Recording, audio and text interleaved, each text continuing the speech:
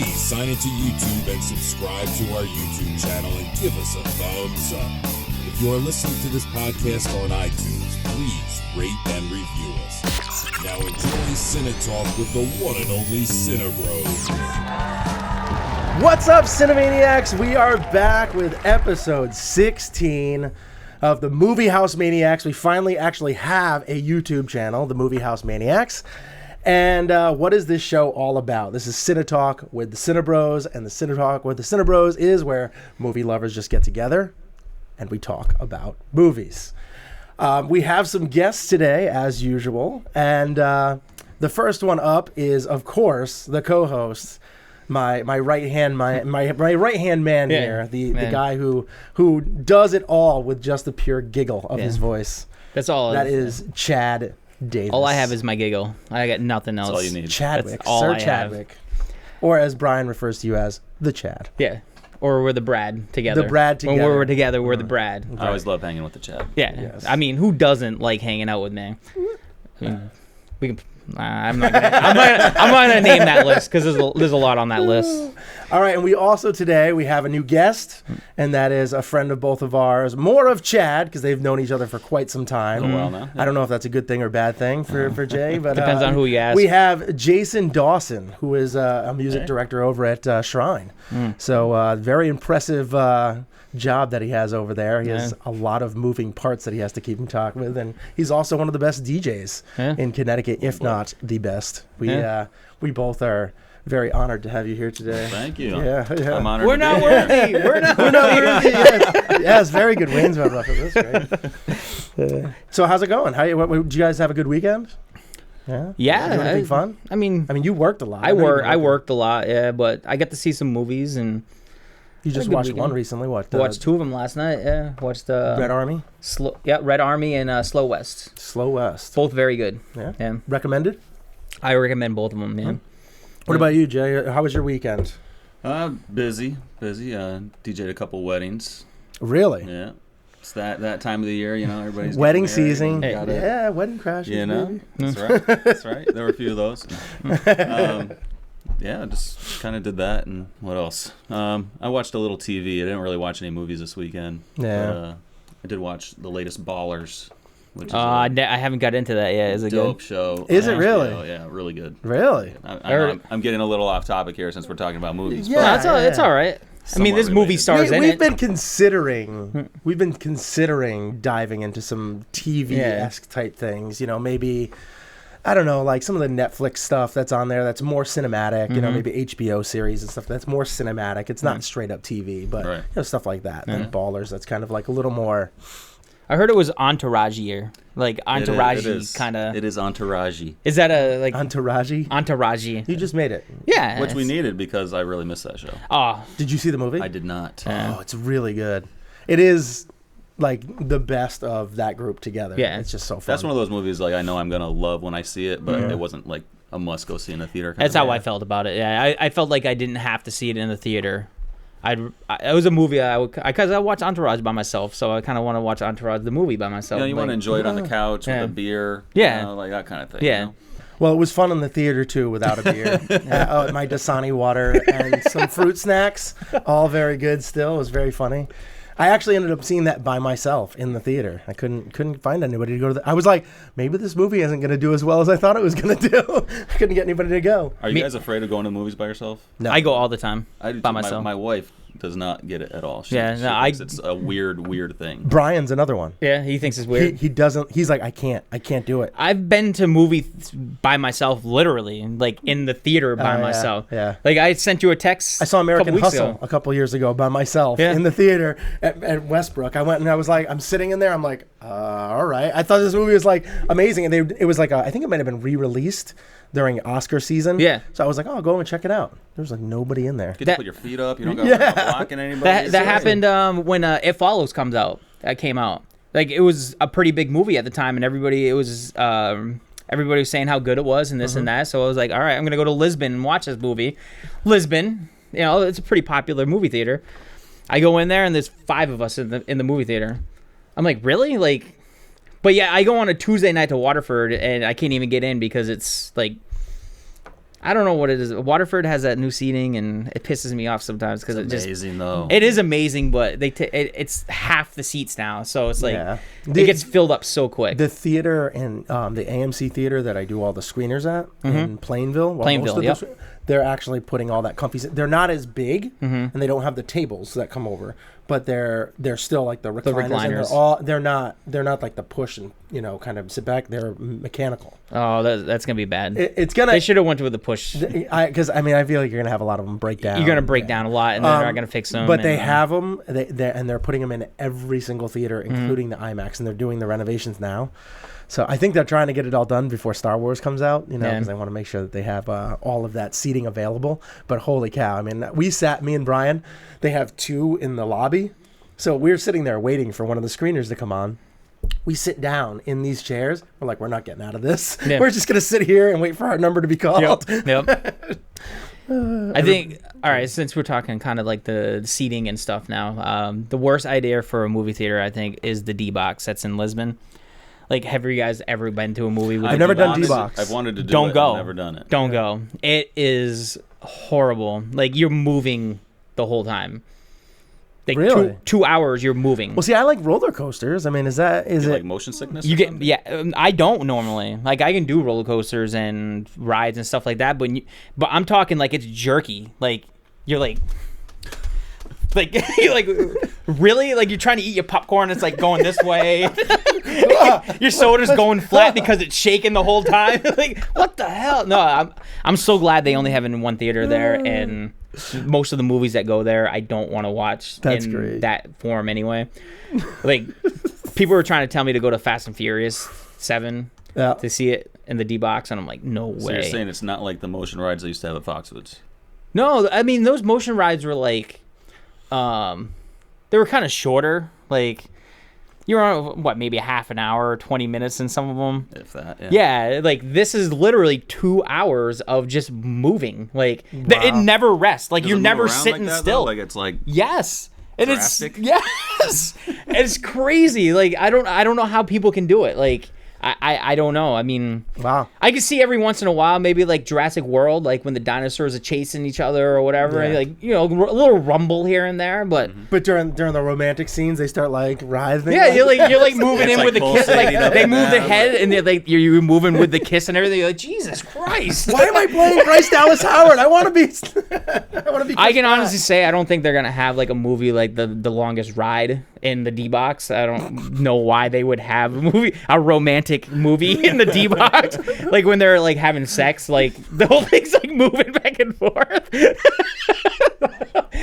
Oh Lord. Put a whole new spin on the date night. The chairs like turn and face each other. Yeah, just don't put it in the wrong chair, be the wrong character, right? You're sitting No, I thought, wait, honey.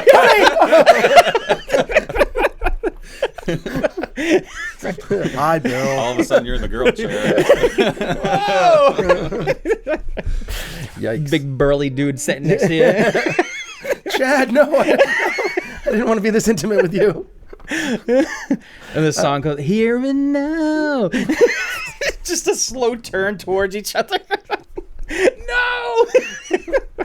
And you're strapped in, of course, so you can't get out. And the seatbelt straight up like Human Centipede stuff. Yeah, yeah. You didn't like that shirt that I sent you online the other day? I did not. My friend's gonna buy it for me, and she told me I'm gonna have to wear it. It's a I'm sure Human Centipede. I'm sure people will get to see it on the show. A Kim Kardashian Human Centipede shirt. I don't know what that means. The best part of that was her face. Human Centipede, right? Yeah, but it's Kim Kardashian on her hands and knees, okay. And then it's like a mirror image of her just human centipede. That's great. So if you didn't know already, this show is explicit. Fuck that. All right. So we're going to move on. We're actually going to go on to the first segment. Yeah, there we go. And the first segment is that we always do with every guest. Mm-hmm. We introduce them to the show with a little segment called Fuck, Marry, Kill. Yes, fuck, marry, kill. And when we do this, we usually do this. We'll do this with actors, sometimes directors, sometimes movies, all this kind of stuff. All movie related. But always we start off with the 3 favorite movies. It doesn't have to necessarily be your top 3. Just could even be in a genre. Like if you like comic book movies, or you're really into like animation, like with Disney and stuff like that. Whatever. What are your 3 favorite movies? And I'll give you a little idea of what this is all about. The kill movie is no longer in existence. You just fire, burn, crack, skull, whatever. Just get it out of existence. Okay. The fuck part is where the movie is only allowed to be in your DVD player for 1 weekend. And that's it. So like you can choose when you want to do it. Okay. But that 1 weekend and 1 weekend only. The marry in your DVD player on repeat for life. So whenever that Only DVD movie player comes you ever on, watch the rest of your life. whenever it comes on, just on. Okay. So what are your 3? What are your 3 favorites? So, yeah, these are all kind of in the same genre. I can't say they're my 3 favorite of all time, but they're definitely, because it's impossible to choose that. Yeah, It's tough. is, It can be tough. So these are definitely up there, though. So they're Fight Club. Oh, okay. I think that one's made it in before. Did Brandon do that one? I believe Brandon did the Fight Club. Yep. Speed. Speed. Oh. All right. Okay. And another Keanu movie, The Matrix. Wow. Yeah. Keanu. Getting some Keanu love making on a- this podcast. Keanu. Usually he gets no love from me. No. He's getting tons of love Tons right of now. love right now. Excellent. Do you like the original Point Blank? I mean, Point Break. Point Break. Yeah, Point Break. Yeah. See, It's a good one. It's a man, good one. I had him watch it for Movies That Hurt So Good. I thought the guy was gonna like cry. He was so mad at the movie. He was just like Mad? he was ticked. It was a terrible movie. I thought it was good. I was like, Gary it's- Busey was amazing. Yeah. Oh my gosh. Yeah. Yeah, so Speed was actually the first movie my parents let me go see in the theater. That was You know how- So that's okay. That is very odd because that is Saw the with my first dad. movie I've ever seen in a movie theater. You might have been in the same movie. We theater actually together. took no. I lived in Maine. the Oh, first at that movie I time, ever all saw right. in the movie theater, period? Yes. We went. Yes. We didn't have a movie theater. We had to travel an hour to get to the movie theater. We went as a class trip to the movie theaters. Wow. And they let us pick the movie that we wanted to see. A class trip. You must have been in like 6th grade. I was in 5th or 6th. Yeah. And they let you go see a rated R movie? Yeah. My parents signed Maine. off on it. You had a Maine cool is school, man. Yeah. Yep. Maine is all about it. It was that, or there was True Romance came out at the same time, and that was the other That was movie. not an option. No, No, it was an option. Some of the kids, but it went- was not for the kids. Some of the kids went to True Romance. Really? I've never seen it, so I don't even know what it's about. But I know some of the kids went to True Romance. Wow. Yeah. I didn't want to see it. I don't even know what it's about. What is it about? Is it like A romance. Is it a? It's a like- true romance. It's It's right in the title, Chad. I have it. I have it at the house because my supervisor gave it to me to I think watch. that was my sister had one of the soundtracks. I think one of the things that she walked down the aisle was one of the True Romance soundtrack. Like there was not a soundtrack, but one of the scores that was in it, and I think that they were done by. Oh my gosh, what's his name? He's very famous. Hans Zimmerman. Yeah, Hans Zimmer. Yeah, he I think he did the score for it, and she walked down the aisle to that. I think that's The what Speed came out in 1994, so Yeah. I was in I was 11. so 6 minus 12. I was in 6th grade. Yeah, I think I was in 5th, yeah. Mm. Sounds about right. Wow. saw Speed in the 6th grade on a class trip. I'm so old. You just graduating high school? I was going into my junior year, I think. in College? high school. I just bought my first house in '94. So yeah. All right. So we have the fuck, marry, kill, and what is your kill? What is your kill? What are you gonna knock off of these 3? I think I'm going to have to kill The Matrix. The Matrix, huh? Yeah. That's not something that you could watch, even just for a weekend. I've seen it enough. Do you think so? I've seen it a lot. It's ingrained in your mind. Yeah, Yeah. it's It's like- implanted. I could pretty much just run it in my head anytime. So That's convenient. Yeah. That is convenient. When you've Everybody's seen it got that those many times. movies. Yeah. You got a movie like that? You got Wedding Crashers, obviously. Wedding Crashers is one. Another movie that I watch a couple of times every year. It's actually kind of like a guilty movie pleasure of mine because I just love it. I love him. I love Steve Zahn. I actually like Penelope Cruz in it. Is Sahara. Sahara, yeah. It's a movie that was one of like the first. It was like a big blockbuster that came out. I think it was like $130 million budget, and their budget was originally like 90 million, and they were actually filming in the desert. Yeah. So like they were like the cameras were breaking, and everybody was like they were like trucking in like bottles of water because everybody was just dying like in the desert. Yeah. Like, so like they had to keep on doing this, and Not the literally budget, dying, The I budget hope not. almost doubled. Did it make its money back? No, it bombed. Yeah. That's not the one with. I get that confused with. I don't think I've ever seen it. It doesn't have Mark Wahlberg in it, does it? No. What's the one where he was in the desert? With the Three with Kings. Clooney, Three Kings, yeah. Three Kings, yeah, there you With go. Clooney Yeah, and, all right. That's a good one. Yes, yeah. What's that other guy? Isn't the black guy in Ice Cube. Was he in that? Was that him? I don't know. I was like, Wait, hold on. I thought it was the guy that's on the TV show. I was just about to say Cuba Gooding Jr. No, I think it was the guy that's on the TV show. It's a brand new TV show. I can't think of watched his the name. show too. I think I know who you're talking about, and I can't think of his name. I got it right Blackish. The new show, Blackish. Anthony that came out? Anderson? Yes, I think that's what his name is. Is that who it is? now. No, Ice Cube was in it. Is it? Yeah, that was Oh man, he's always in all. Ice Cube, movies. Spike Jonze. Wow.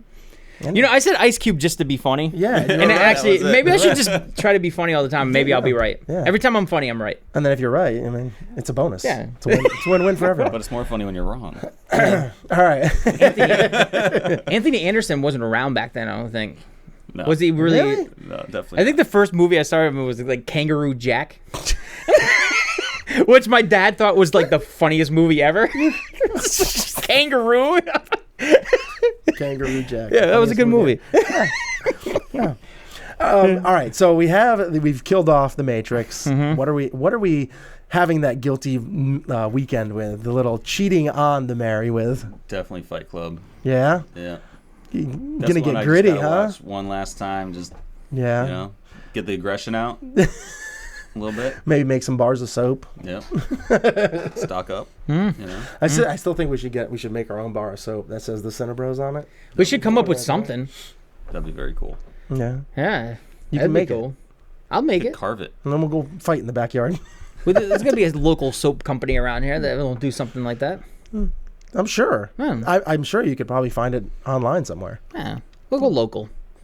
Keep it local. Keep it local. Go to Yankee Candle. Keep it local. A Cinebros scented candle. What would that They smell would like? capture the smell of this room after all Of we've the been sweat. sweating for 2 hours. Oh, by the way, speaking of getting all sweaty and stuff like that, my brother, Okay. we were talking about, because we've been filming this trailer thing that we're going to be doing and we're going to be putting on the YouTube channel. We were talking about that whole Ben Stiller scene in Along Came Polly. Yep. With the basketball scene. You know what scene that is? You never seen Along Came Polly? It's been a long So was where Philip with, Seymour Hoffman's Seaman. he's like out there and he's like, oh, make it rain, make it Yeah. rain. He's like firing and it's going all over the Breaks. place, not even close. And then Ben Stiller is covering this like tall, big, fat, kind of sweaty and hairy guy. hairy guy. And yeah. he's like covering him, and the guy just like his Slow chest goes motion. right at, it's like like all over, and you can see like sweat flying off him. Yeah. So gross. Yep. My brother was like, "Oh yeah, I can do that. We can work it out. We'll storyboard it, and we'll get it going." So he wants to actually record that. I was like, who are I'm we not being Ben hiring? Stiller. Who are we I am not hiring being for Ben that? Stiller. That is one thing for sure.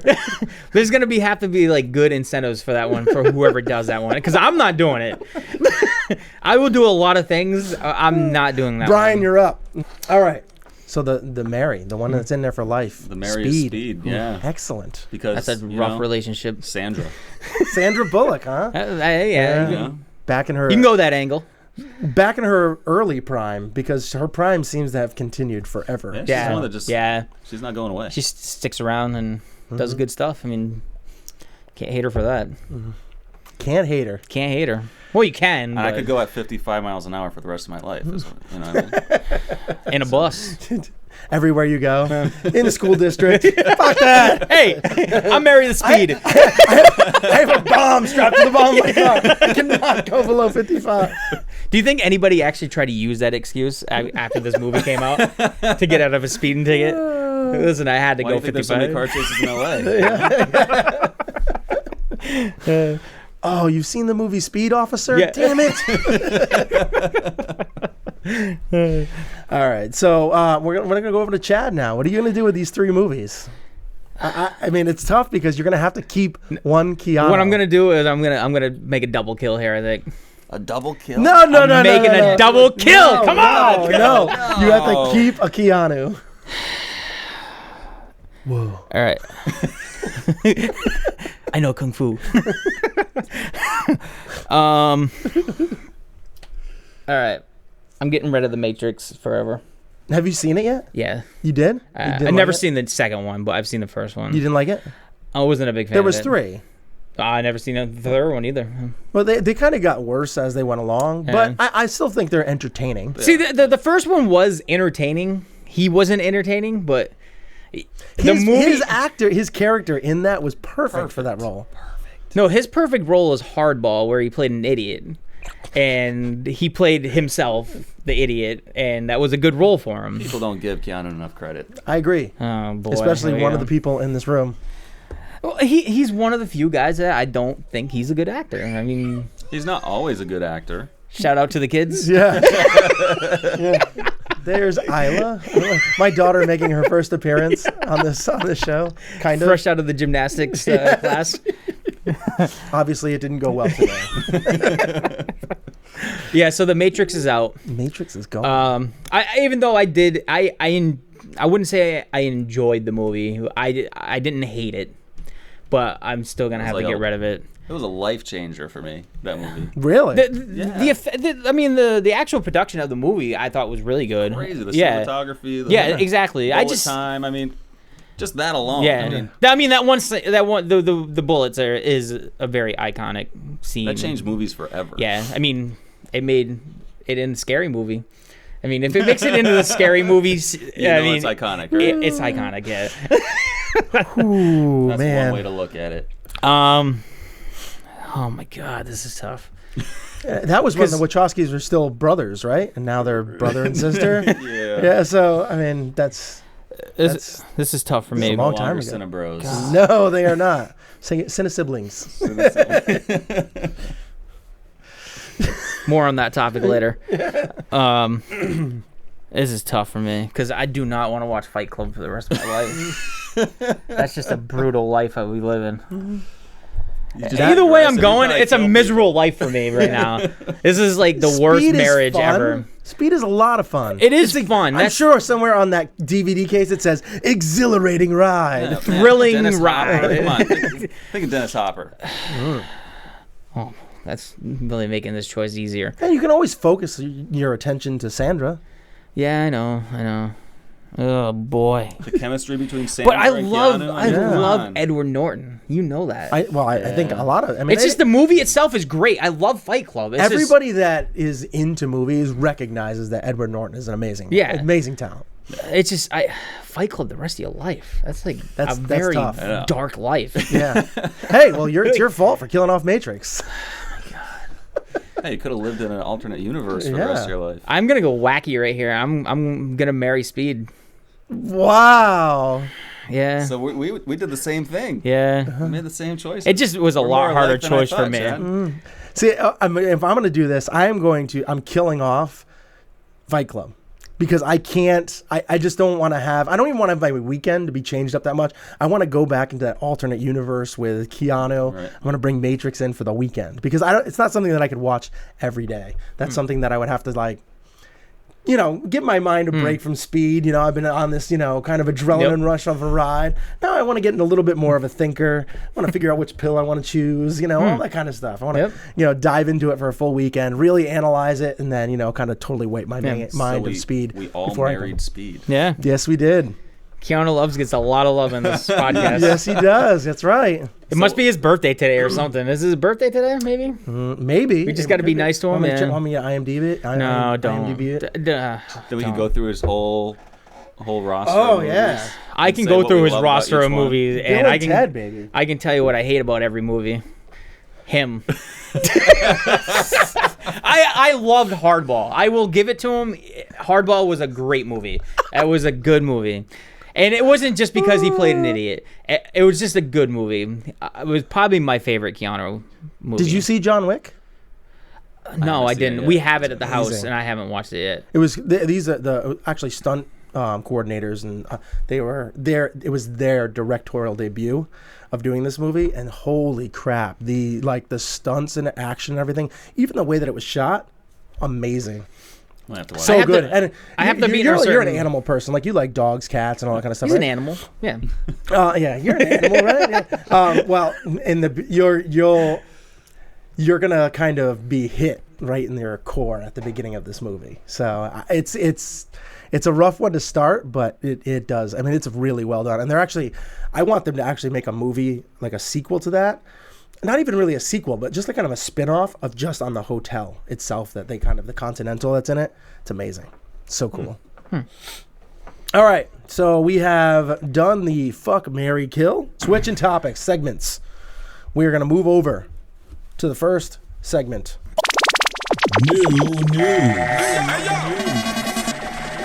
New news. And the first topic up in new news is our box office recap. Mm-hmm. And I'm just going to read down the top 5. We can go kind of in depth as you want. If there's any like surprises in the top 20, I don't know why there would be in like between 15 and 20, but You know, with me, I like going down there. yeah, he's going to be like, oh man, did you see that made like $800 this week? It's still in the theaters. Furious 7. I know Rosenwald is in one theater. And man, it killed it in that one theater. So all right, let me pull up the old box office, and we have number 1. I think everybody kind of thought that this movie was going to be number 1. I think the studio was very pleasantly surprised. Again, everything that they've been throwing out has been turning. They've been throwing out all sorts of shit this year. Anything they throw everything's turning to gold. Yep. They are just having one of the. I mean, obviously record breaking. They got 3 in the top 10 right now. They've just been amazing. Yeah. It's been amazing. Straight Outta Compton.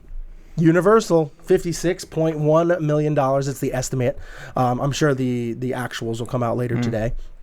Number 2 is, again, Mission Impossible, staying at the top of this with Tom Cruise. We have our Tom Cruise lover over here as well. Rogue Nation at $17 million, only dropping 40%. The Man from U.N.C.L.E., Guy Ritchie film. I did a review on this. I really enjoyed the movie a lot. I thought it was really well done.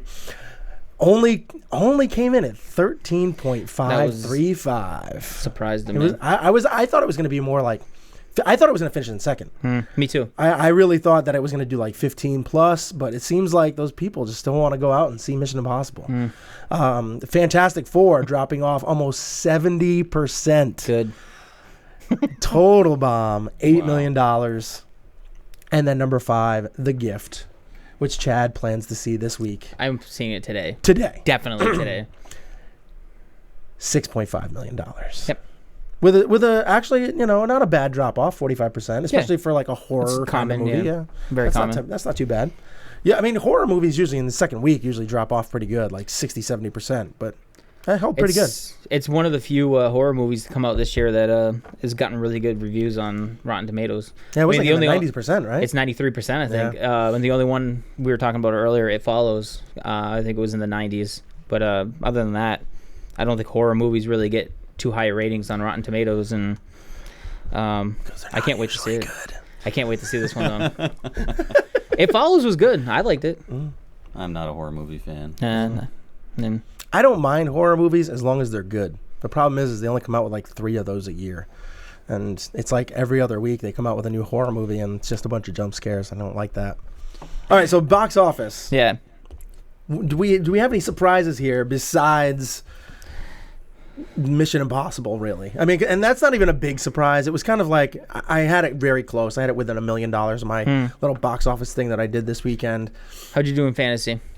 I don't know. I haven't looked. I don't look until Monday because the actuals don't come out until Monday. So we do a nice little fantasy league for movies. There's a fantasy movie league, and we have our own. We actually have our own league, and it's a Cinebros league. Some of the guests. We have a couple of the fans on there already. I mean, we have Doug on there. Doug's on there, and then Liz is on it. And we have somebody that watches the show all the time, and he's on it too, Josh. Is he Penetron's Playground? Yeah, he actually asked me if it was all right to use that name. And he actually sent me, because he had asked a question about how they got their scores or whatever, and he got an email back, and it says, "Dear Penetron." And then it goes on and explains it, and he sent it to him, and he's like, "Penetron's getting famous." And I'm like, yes, get it out there. Oh my gosh. Penetron is taking over. All right, back to this list here. So back to the list.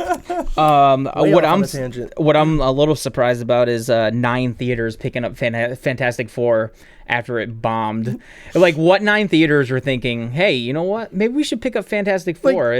They're probably more like, should we still keep, paper towns in here? Probably. Or should we toss that out after Kara? Well, I mean, most of the theaters probably Delevingne's. kept it. That's fine. You keep it for the second week, but 9 theaters picked it up. Yeah. Like, were they even looking at It reviews is in the or it's in the most theaters right now. Yeah, and it's made the least amount of money per theater. So bad. Just real quick, going down the list. I mean, in the top 10, Ricky and the Flash is doing really well. It's more an independent kind of film, and I had a screener for that, and I ended up being like, this is the reason why I didn't go, is because the movie was supposed to come out, I think that, like the Thursday night, like it usually does, Friday, Saturday, that weekend.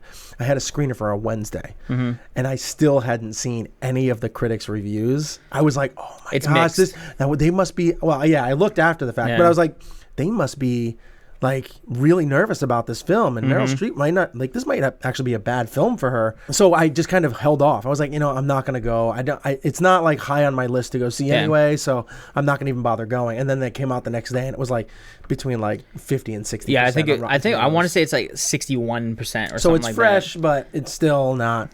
And then just going down a little bit further, I know you guys. Yeah, I know you're not big on talking about movies down at the bottom of the list, but all right, maybe I didn't have it. Oh, right there, The End of the Tour. Yeah, I'm really looking forward to seeing that movie. It looks like it's really good, and it's been getting really good reviews, and it's put out by A24. A24, right? Yeah, A24, which put out Ex Machina, and they're doing really good right now. But that's with Jason Segel and Jesse Eisenberg. I don't know if you've seen. I know what you're talking about. Yeah, it looks really good, and I've heard a lot of people are saying like Segel might get a little Academy love. Yeah, a little Oscar love for it. He might get a little Academy love for that. Yeah. I finally last week I saw Trainwreck. Oh, I finally saw it. Loved it, right? It was really, really funny. Oh my god! It is a romantic comedy. Yeah, I didn't think it was gonna be. It's not the hard R comedy that you kind of are told by the theater, by the trailers. Trailers, yeah. That's not what you really get. I mean, you do get it, but it is a romantic comedy. This is just like a modern romantic comedy. They've kind of flipped the script, like where like even the R-rated romantic comedies back in the day, they were still more lovey and stuff like that. This has a little bit of that love, but it's more of a modern day love, like where a lot of like, texting and calling and all that kind of stuff. Like there's stuff like that are involved with it. It's just I want to say it's a little more liberal with kind of people hooking up on a quick basis. Like, I mean, obviously Amy Schumer's great cameos. Pretty much a whore throughout the movie. The cameos in it were awesome too. Like the cameos were great. And I'm going on record right now saying LeBron James will be better in Space Jam 2 than Michael Jordan was in Space Jam 1. I've said that even just by the trailer. Yeah. Because I think that this movie shows that he actually has a little bit of acting I wanted talent. more. He's not like great. I wanted more of him in this movie. In Trainwreck. I wanted more of him. And he was good. He was funny. Really Every scene he I mean, it was hard to steal the scene because I loved how they played him as a cheap bastard. Yeah. I loved that. Fighting over the fucking check was so fucking funny, dude. I loved it. Come on, LeBron. Really?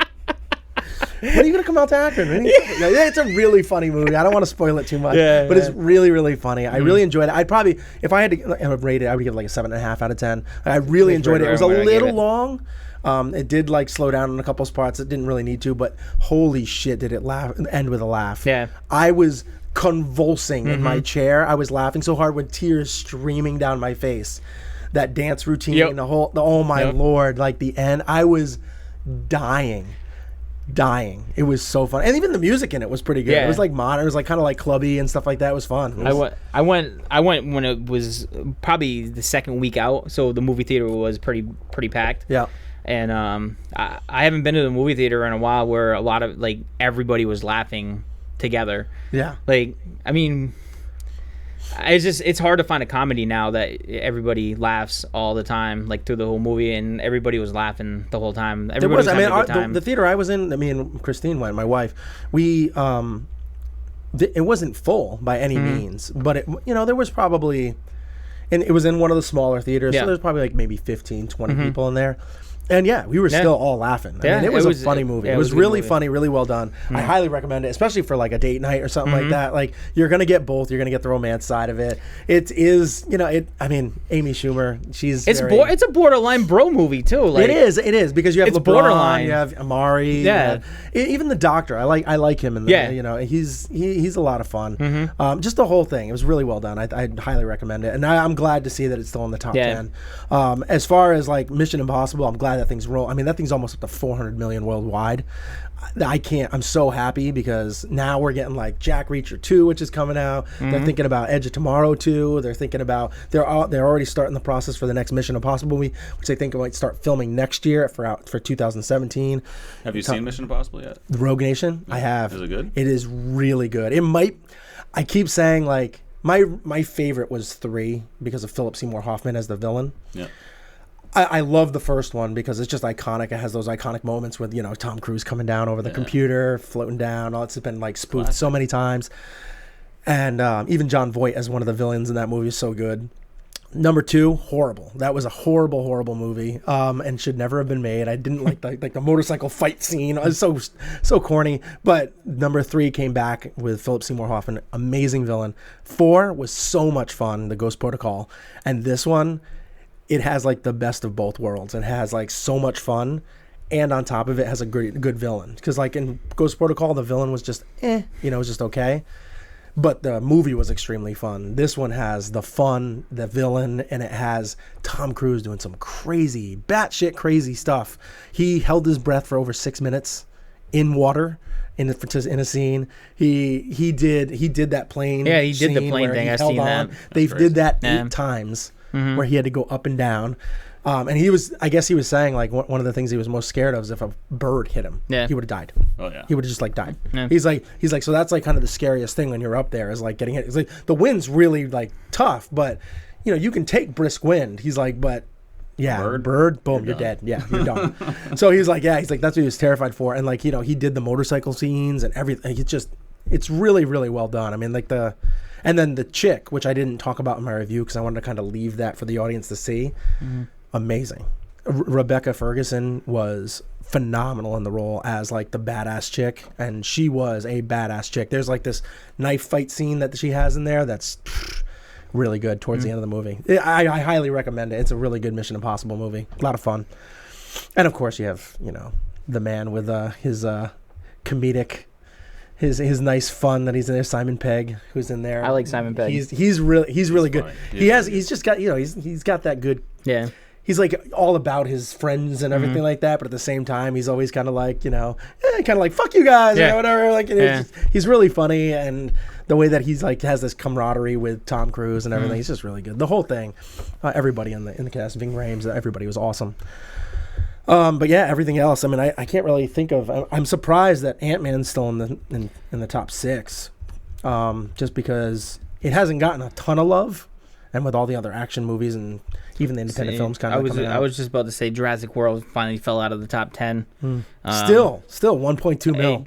That I was just about to say Jurassic World and Spy. Crossed the 1.6 mil. Spy is in its 11th week and it's still making money. It's still making $1,000. I want to see that movie so bad. I was gonna go see it because it was in one of the theaters. I think it's on DVD almost now. I know it was in one of the theaters. Like I think a couple of weeks ago. I was like, oh, I'm gonna go see it. It's only playing one showing. It was like a 4 o'clock showing. I was like, I gotta go see it, and then I couldn't. They're playing it at the Guard.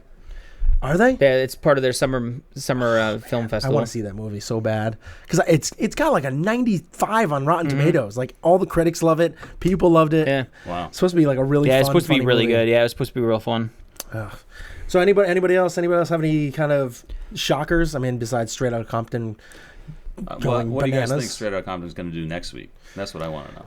I think it's going to drop off quite. It's going to drop off 40% probably. I think it might drop off more than that. More? I think it might go like 55. Yeah. Really? Just because I think this coming weekend, what do we have coming out? Nothing really. There's only one movie. American coming out. Ultra, Hitman Agent 47, and Sinister 2. You got to figure like all those movies are going to do somewhere between like the 10 and 20 range. I don't see any of those movies taken away from that movie. So I don't know. I mean, out of those three movies, which one do you think is going to do the best out of those three movies? I think out Straight next Outta Compton will finish number one week? again. It will again, yes. But I think it's going to go down. You're going to see it at like 22 million. Because American Ultra, even though it looks good, I don't think it's going to do that well. It's not a well-known movie. I mean, no. And then Sinister 2, the first Sinister was really I think good. American Ultra is only going to do like probably like, you know, somewhere between like 9 and 11 million. I think it's gonna go out crazy. of those three movies, I think Sinister 2 is going to do the best. It has like a kind of a following. Because Sinister 1 was really good. Like it was a legit horror movie that was very well done. Right. But they didn't bring back the star. I keep on forgetting his name now. Who was in? I never saw Sinister. It is Ethan Hawke. There you go. Yeah, Ethan Hawke is not returning. So, I mean, he was one of the main. He was one of the main reasons He's an underrated why it actor. was He's that underrated, good. Yeah. I think. He's usually really good. Yeah. We will. We're going to move on to the next one because the box office takes a little while. But now we start timing the segments, right through the this topics. First one up is lots of new information regarding Disney Pixar movies that came out at the D23 convention that just happened this past weekend. And this is some of the stuff that they gave us. Toy Story 4 gave us the story, what the story will be about. The film will be a love story about Woody and Bo Peep, in which Buzz and Woody go searching for her. It's inspired by John Lasseter's wife, and he considers it a very personal story, which is one of the main reasons why he will be directing it. Andrew Stanton wrote an unbelievable treatment, which then will be turned over to Rashida Jones and Will McCorrick, who will write the script. And finally, Randy Newman will be back to score the film. We also got some information about Finding Dory, the highly anticipated Finding Dory. Even though it has taken almost 13 years to actually get a sequel for this, Finding Dory's story takes place 6 months after the events of Finding Nemo. Dory starts remembering her past and the fact that she has a family and sets out to find them. In a cool twist, in the flashback and sequences are said to be in regular 2D animation. Diane Keaton is the voice of Dory's mother, Jenny, and with Eugene Levy voicing her father, Charlie. I know there's some other characters. I think Ed O'Neill is going to be an octopus or something in this, and then they have a couple other characters that they've been kind of releasing here and there. And then we also learned that there's official Cars 3 that's going to be come out, and I don't really care about this at all. I don't think anybody does. Yeah, I mean, for me, Cars was the weakest link that Pixar has ever done. Hands down. And then Cars 2 was one of the weaker just animated films in the last probably 15, 20 years. And now they're going to do Cars 3, which is, I'm sure the kids are going to go see it in droves, but just not good. yeah, I'm not looking forward to it at all. Yeah. I love Owen Wilson too. See, and I just don't want to see him back as Lightning McQueen. I like the first one. I will honestly say I didn't mind the first one. Yep. I liked Mater. I thought he was funny. Yeah, I think that's everybody. Yeah, loves him, right? he was funny. He was a good in it, but it just got old real quick. But with the news of Toy Story 4 and Finding Dory, which are you more excited for, and why? I will start off with Mr. Chadwick here because I know he loves Disney. I know he loves the I Disney like my Pixar movies. I'm looking forward to both of them equally. Probably. I mean, I really can't pick I love both. I love Finding Nemo, and I've liked all the Toy Stories. I mean, and it was like one of those weird things that it actually kind of got better after the first one. Like the first one was really good, but I think the third one was probably the best one to me. And it was really good. I mean, I mean, they're all pretty close. I mean, you really can't pick a favorite out of the three. I mean, that's the thing. Like a lot of movies, of course, sequels get worse. Yeah. Or definitely don't get better. But Toy Story is always always kept up at least the level of the first all of one, their which all was- of I think their two- I think all of their movies are like 97 and above on Rotten I was gonna say, Tomatoes. I think 2 was like a little bit below 1, but it was pretty damn close. And then Still 3 really good, yeah. was on the same level as 1. I mean, Yeah. so I'm expecting 4 to be on that same level. I mean, anything less is gonna be a disappointment. I mean, huge disappointment. Yeah. It's a I don't know. Do you think the way that risky. they're talking about this, with having it based off of kind of John Lasseter's life with him and his wife? It's an interesting route. Huh. Route, depending on where you're from. Yeah, whatever. It's all good. If you're Canadian, you're I think La even Route. Even that personal aspect might just help them. Like, Yeah. really. I feel like that's something they've always done such a good job with. You know, with the Toy Story movies, you always feel like connected. I mean, for me, I would have to say I've always had a special place in my heart for like the Toy Story movies. Woody and Buzz, their camaraderie. You have Andy and Woody, the relationship that they have. I mean, as kids growing up, and even as adults sometimes with me, you always have that kind of wondering what toys are doing when you leave the room or when you go to sleep. Like, what kid was like, oh man, I wonder if my toys are actually like playing and stuff like that. Because I would go in there as a kid, and obviously it's probably your parents rearranging your room a little bit, but you go in there and be like, this isn't how I left my toys. Like, what are they doing? Like, as a kid, and just kind of, they play with that so well. And I love it. Just that, like, when they all go to sleep and they just and they kind of all go to bed like at the same time. And it's just, I think the whole thing is so well done. Yeah. And I loved the Finding Nemo movie. I thought that movie was just, it was really touching. I loved the story of it. Obviously, they always have these things that happen at the beginning where that you're really sad, with the mother dying and all that kind of stuff. And, the kid with the little weak fin and all that kind of stuff. And it's just, the whole thing is, I don't know. I would have, if you asked me what are my favorite out of the two, Finding Nemo has never been like one of my favorite Pixar movies. I've always thought of it as a really good movie, but it's not one of those that comes to my mind first away when I think Not top 5. Pixar favorite movies of all time or whatever. And Toy Story is just all three of them. They're just kind of like, they're not even really a kind of, I don't know. I just kind of assume that they're just going to be amazing. Like, if somebody says Pixar, I'm like Toy Story. But it's not like something that I'm like, if somebody asks me my favorite movies of all time, I'm not going to have Toy Stories in those lists. But at the same time, it's just somebody says Pixar, it's like, boom, Toy Story. 1, 2, 3, they're amazing. And the last one, I mean, who didn't cry when everybody... I really thought the toys were going to die. I'm in the theater, I'm like, no! They're going to get incinerated. I'm like, no. Like, I really got sucked into that movie. It was amazing. But the weird thing is, when it comes to this when it comes to these two, I'm actually more excited for Finding Nemo, the Finding Dory. Because I think that there's just been so much time away. We've already gotten sequels from the Toy Story. Yeah. And I'm really looking forward to the next one. I've been waiting for it for a long time. But Finding Dory, I've been wanting to see where these characters kind of go. I kind of feel the same way. Like, we've gotten the Toy Story ones progressively, and it's just been so long since Finding Nemo. It's amazing that they waited so long for such a huge movie. Like, I know it's like not one of the ones you first choose as like one of the top Pixar ones, but it was so big. Yeah. So big. Yeah. I mean, and everybody, especially kids. I mean, who doesn't love Nemo and all that? I mean, I don't know, and I find it good. I mean, and it's something that you can only really do with animation, is having it, even though it's over a dozen years later, you can make it so it's 6 months after. And now when you get that DVD, you can play 1 and 2, and it's like almost a seamless route. That was my main concern, was the kid that played Nemo, the voice. He's older. Yeah. Is he? I mean, he was young when he played him. Will they get the same kid? I would think you'd. I doubt it. They'll find a good voice actor. I mean, you can get somebody that's. You can obviously get adults that can do kid work. I mean, it's got to be pretty damn close, though. Characters and all that kind of stuff that you can get somebody. I mean, in the Star Wars, like Clone Wars TV show and stuff like that, they have like one guy that does like 4 different voices. And, and he does them impeccably. Like, you would think that these are those characters, like the actual actors, but they're not.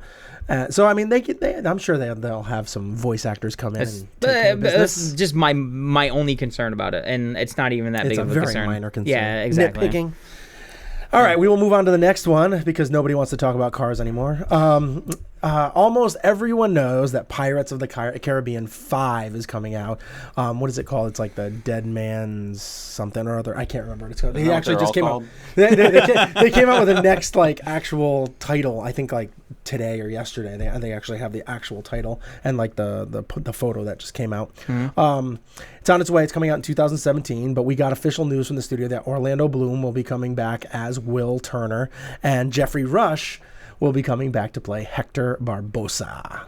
How do you feel about another Pirates movie coming out? And do you get more excited with those additions? I have a feeling that I might be alone on this one. All right, go ahead. Jason, we'll go with you. Let's start off with you. Let's go. I don't even think I saw the last one, honestly. Like, I saw the first 2 or 3. Mm-hmm.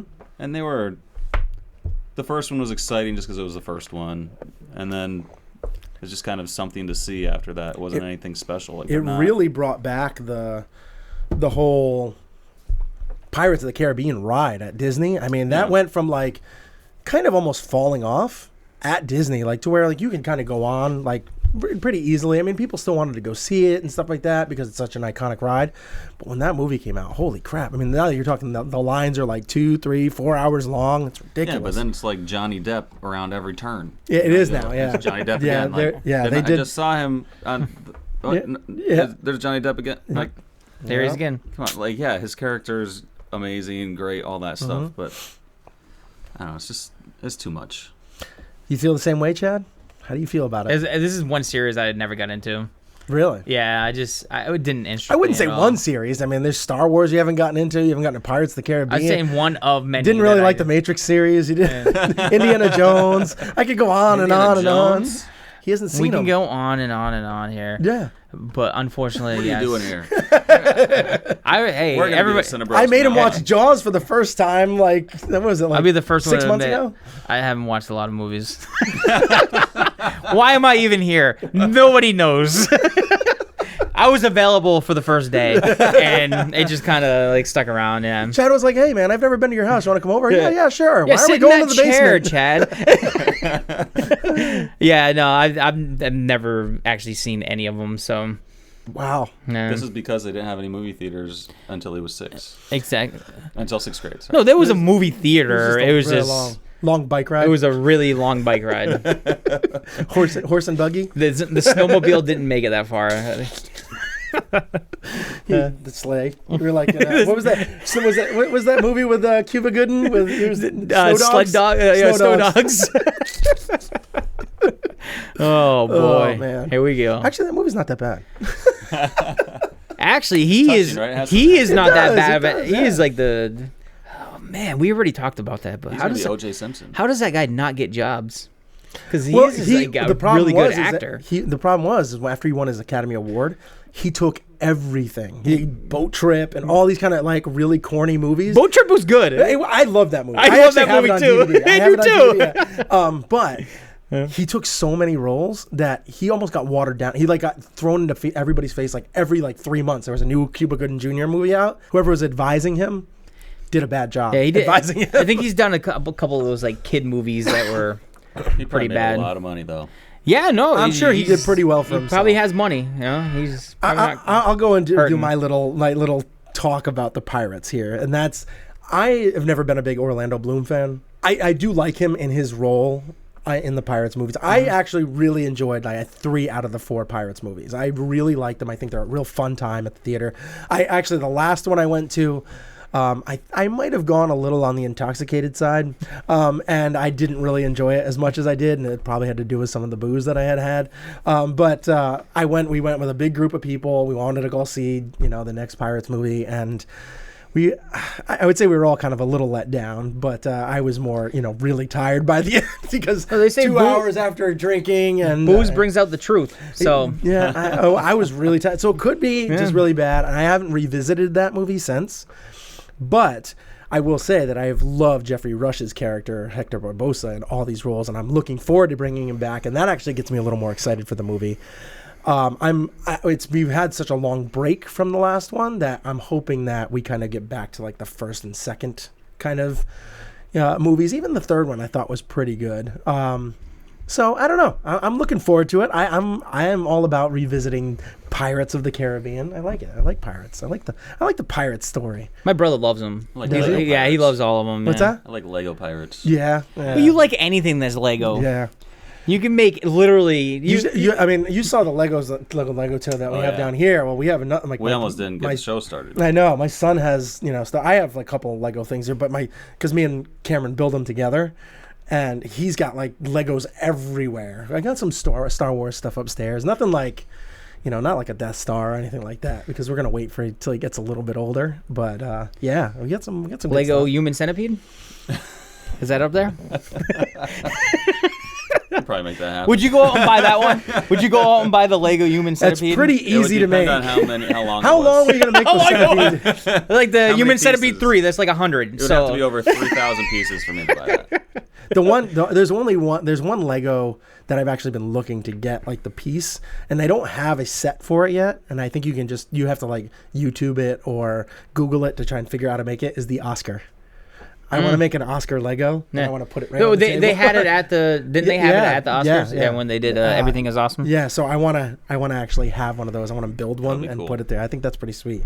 I was like, as soon as I saw it, I was like, oh, that's a great idea. I want to make one so bad. I'm sure they'll come out with it at some point. They have to. I hope so. Maybe Oscar season again. Oscar season. I can't wait for Oscar season. The next segment is In or Out of the Movie Trailer Park. Sometimes there's a little bit of lag on these here. Trying to hit it, it's like not hitting it. All right, so we're going to move on to In or Out of the Movie Trailer Park, and this is where we talk about the movies that have come out over the last kind of week or so. We try and keep it kind of more relevant, more recent. And this is where we tell you if we are in or out on the movie based off of the trailer. And it could change from trailer to trailer, obviously.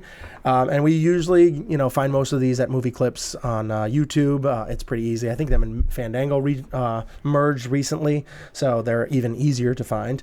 And I will read the synopsis for these movies. I have to actually pull them up on my phone as I'm going. I have too many. It's very high tech of you. Yes, I have too many, gadgets opened up at the moment, so I have to actually open these up. But the first one is going to be about Chad's movie, which is About Ray. That's the first one we're going to be talking about.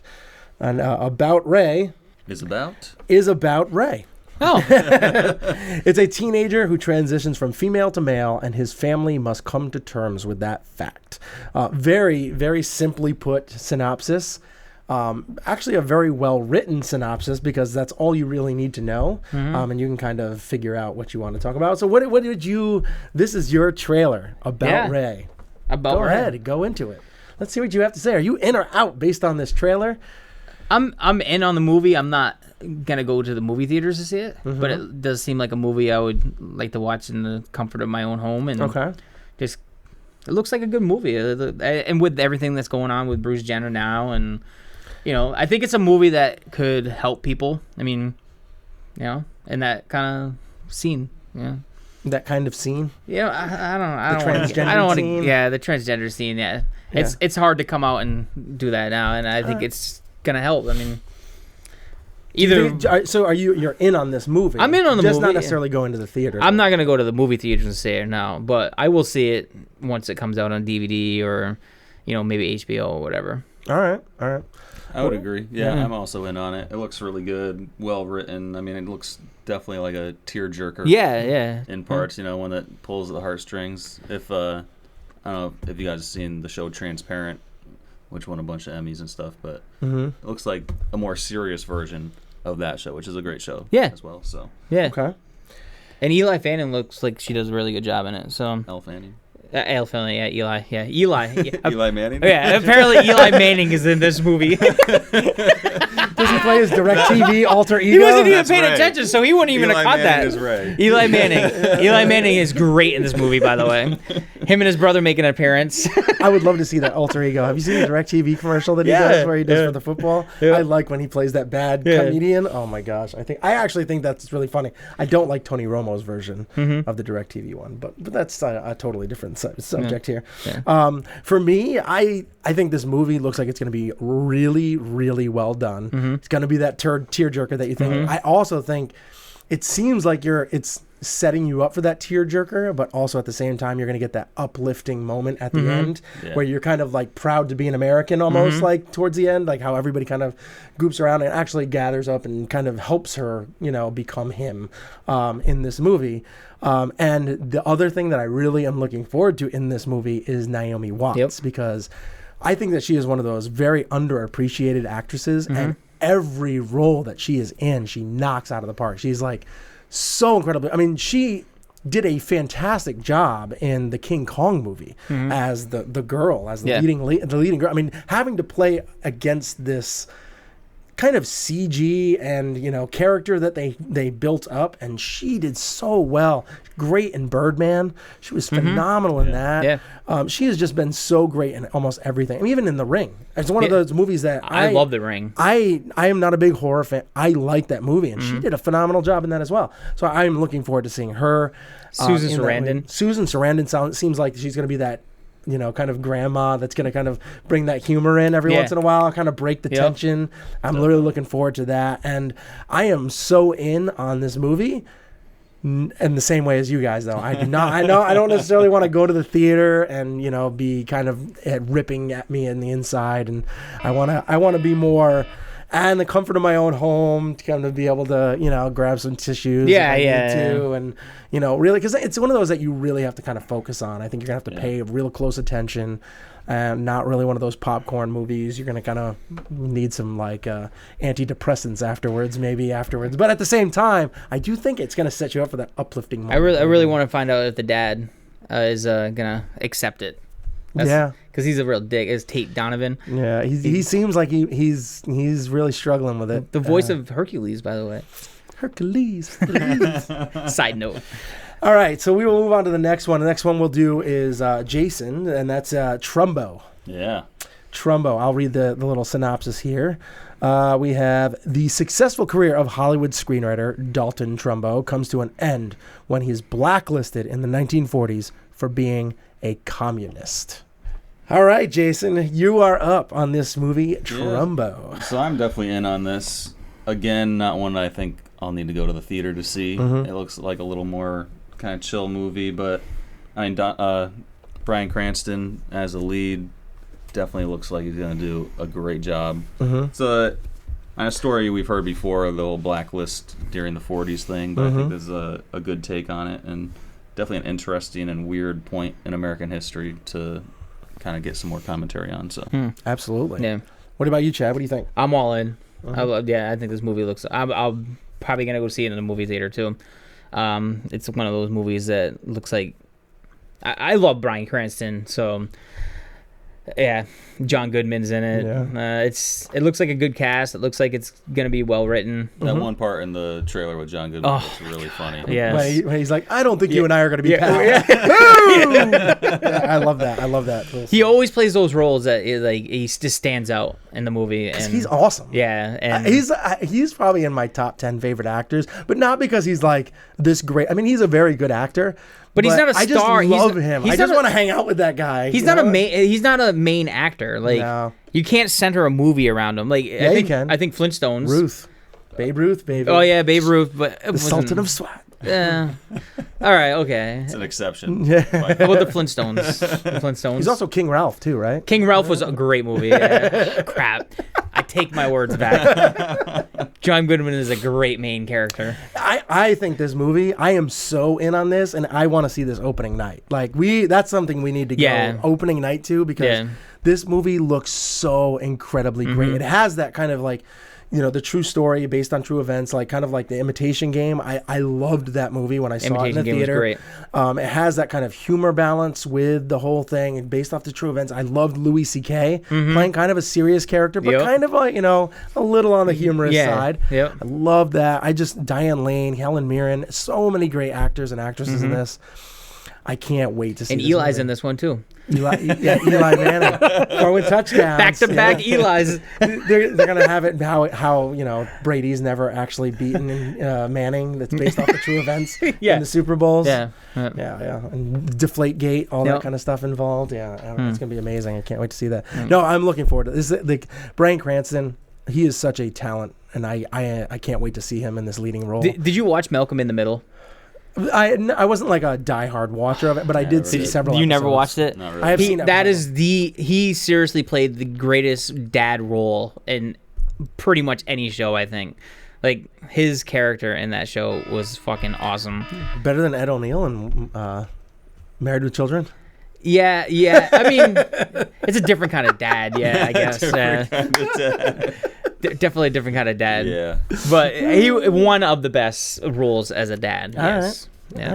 Excellent. All right, so my first one up is the movie Burnt, and let me pull the old synopsis up here on that. It's starring the Coops. The Coops. The synopsis for this is: Adam Jones is a chef who's destroyed his career with drugs and diva behavior. He cleans up and returns to London, determined to redeem himself, spearheading a top restaurant that can gain the 3 Michelin stars. So I watched this trailer, and I was like, all right, but just by the look of it, I was like, it almost like had me kind of like thinking this is going to be like a Chef Ramsay kind of like movie. And then I click on it, watch the trailer, and I'm like, okay, this is not the Chef Ramsay kind of movie. This is just someone who is falling from the graces in a different way than Chef did with Jon Favreau. Different way. This is kind of a very different movie. But similar premise, just with the rise and fall of an act and then kind of rise again. We don't know if he'll actually achieve that rise at the end, but I'm on the fence with this just because I like the idea, because I love movies. I love food. I love movies about food. Like Chef was amazing. That movie last year. Oh, so incredibly well done. Love that movie. And this sold me as kind of like, oh, this is going to be like, the Coop's best performance ever. But then as I'm watching it, I'm kind of like, this doesn't seem like Bradley Cooper's best performance ever. So I'm kind of on the fence. I'm waiting for another trailer. I want to see another trailer come out. But as of right now, it's not a must-see for me. But I'm hoping with another trailer, I'll get that. Oh, okay, yes, this is a must-see. So I'm kind of on the fence right now. It left me with an iffy feeling as well. Like, definitely has like a dark tone to it. Yeah. I'm a huge Chef Ramsay fan. So like seeing him like throw a few plates and like yell at the people. And in this, he did this in that movie, but I didn't really feel like the tension that built up to it. So it's kind of like you're just seeing him throw a table, and I'm like, yeah, it's like, where'd that come from? Yeah, like why? Okay. What's the motivation? Is it because you're all drugged up? What is the motivation? Too much pepper? I don't know. We don't know. Pepper and the paprikash. I don't know if you know that from When Harry Met Sally or not, but it's probably another movie that you haven't seen. I've never even heard of it. When Harry Met Sally? I've heard of it. Okay, well. And I feel like they didn't really, build up the character enough in the trailer for you to really feel for him, like to really want him to win at the end. And this is supposed to be one of those that's going to be kind of Oscar baiting, kind of deal. So I mean, Oscar baiting. Yeah, Oscar baiting. Yeah, it's an Oscar bait movie. It's another Oscar baiting. baiting. Doing that right before the show. Yeah, I was gonna say another Oscar baiting is another one of those main. Is that an actual term? Yeah. Because I've never heard that before. An Oscar bait? Oscar baiting? Yeah. No, never heard. Have you ever heard of that? It's Oscar bait. So. I just added it baiting at the end because it's using it as a verb. I've heard of Oscar, obviously. You've never heard of an Oscar bait film? No. That's when they put them out towards the end of the year. Yeah. Well, isn't every movie trying to get an Oscar? No. Oh, all right. I thought that was the point of... No, the point is to make money. Yeah, obviously, yeah. That's why a lot of the Oscar but they put certain movies out in a certain Oscar time. baiting. Towards the end of the year, the movies when it starts getting October through December or Oscar, usually you'll see Oscar a lot baiting. of those. I like Oscar baiting. It's kind of a play on some other kind of baiting, but yeah. As far as I go on this movie, I'm trying to think in my head, like, I've never seen Chef, so and you said it was phenomenal. Oh, it was amazing, I do need to watch it. That's what I've been meaning to see. Yeah. Was it? Yeah, it's a good movie, and really I really can't think of too many like food like movies that I like. I mean, obviously I like food. Ratatouille? No, I was just about to say the only one I could think about is Ratatouille. I really can't think of. I mean, I watched that Julia Childs movie. Julia and Julia or Julia or whatever. Yeah, and I love that movie. It was all right. I loved it. It wasn't a movie. Amy Adams was. Yeah. Oh yeah. I mean, yeah. Amy so Adams. Good. Well, Meryl Streep and Amy Adams. Come on. Do your little Amy Adams. I don't have a girl crush. I'm not so like into Amy. I just think she's a phenomenal talent. Yeah. So, and Meryl Streep as Julia. Both very hot too. Yeah. So.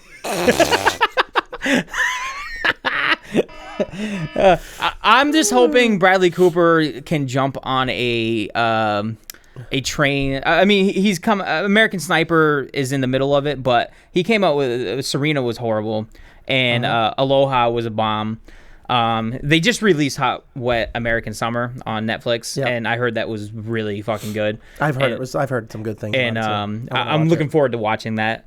But I'm just hoping that he jumps back onto like a good train here pretty soon, because it seems like he. I mean, I don't Coops? think. Yeah. I mean, it's not like he's had a lot of bombs. I mean, the last 3 out of the 4 movies. I mean, American Sniper just came out. That's what I'm saying. That was the one movie. Big one. What was the one before that? Silver Lining. American Hustle, Silver Lining. He's actually had like a lot of big. Silver Lining Playbook. He's had a lot of like successful. Well, he's on a little I don't think he's on like a good train right now, because I don't think Joy looks good. And we've seen the trailer for that. I don't know how big of a role he's going to have in that. Yeah, I don't know. But I'm hoping the best for him. I mean, he has a TV series coming out too, Limitless, that he's going to be in. I don't know. I'm hoping the best for the Coops. I think because I like him. The Coop is a talent. I think he was. I think he was great in the A-Team. I love that movie. That's what I didn't mind that movie. It was a good movie. Yeah, it was a good popcorn movie. But as far as this movie goes, I'm out. I mean, I don't think it looks good at all. I think it was a little over-exaggerating on some of the scenes in the back of the cooking area. All right. Yeah. All right. I don't know. I mean, if you ever have been in the kitchen. I've been in a kitchen. Like, no, not like your house kitchen. I used to work at a Pizza Hut Express at the bowling alley. In a real kitchen where like a high... How is that not a real kitchen? Pizza Hut Express? Well, no, we had a snack bar too where I cooked on the grill and stuff. In legit kitchens in New York City. So it's not a legit kitchen. Like if you've ever seen the background and how like incredibly intense and high pressure and that's going on, like it is like real serious stuff. Like McDonald's? Like this serious? Okay, we're serious stuff at McDonald's. Yeah, it's a different serious thing that you've seen going on at McDonald's with the sweet and sour sauce. So we're out, and you guys are in, obviously, right? I'm on the fence. Yeah. On the fence, and you're in. I'm kind of on the fence. I'm on the fence too. Right. I'm hoping that it's. So there's nobody over the fence. No. Just two people lurking over. Yeah, just peeking. I mean, Bradley Cooper's over there. You know, it's all good. But I'm. You're just like, fuck you. Yeah, I'll catch you guys when you fall backwards and fall backwards. Yeah, backwards. When you fall backwards. All right, so the next one up is Chad's The Hateful Eight. The Hateful Eight official teaser came out in post-Civil War Wyoming. Bounty hunters try to find shelter during a blizzard, but get involved in a plot of betrayal and deception. Will they survive? Obviously, there's a little bit more into this. The synopsis is kind of a little weak, I think, when it comes down to the actual trailer. What do you think? Are you in or out? All in. That's that. It's phenomenal. That's it? Just all in? Nothing? I'm all in. I'm in, yeah. That's what the whole segment's about, right? I know, but usually you go into it a little bit more. Why you're in or out? I'm speechless right now. No, I'm in. I mean, I love Samuel Jackson. I'm not the biggest Kurt Russell fan, but he looks like he's going to be good in this one. Kurt Russell's amazing.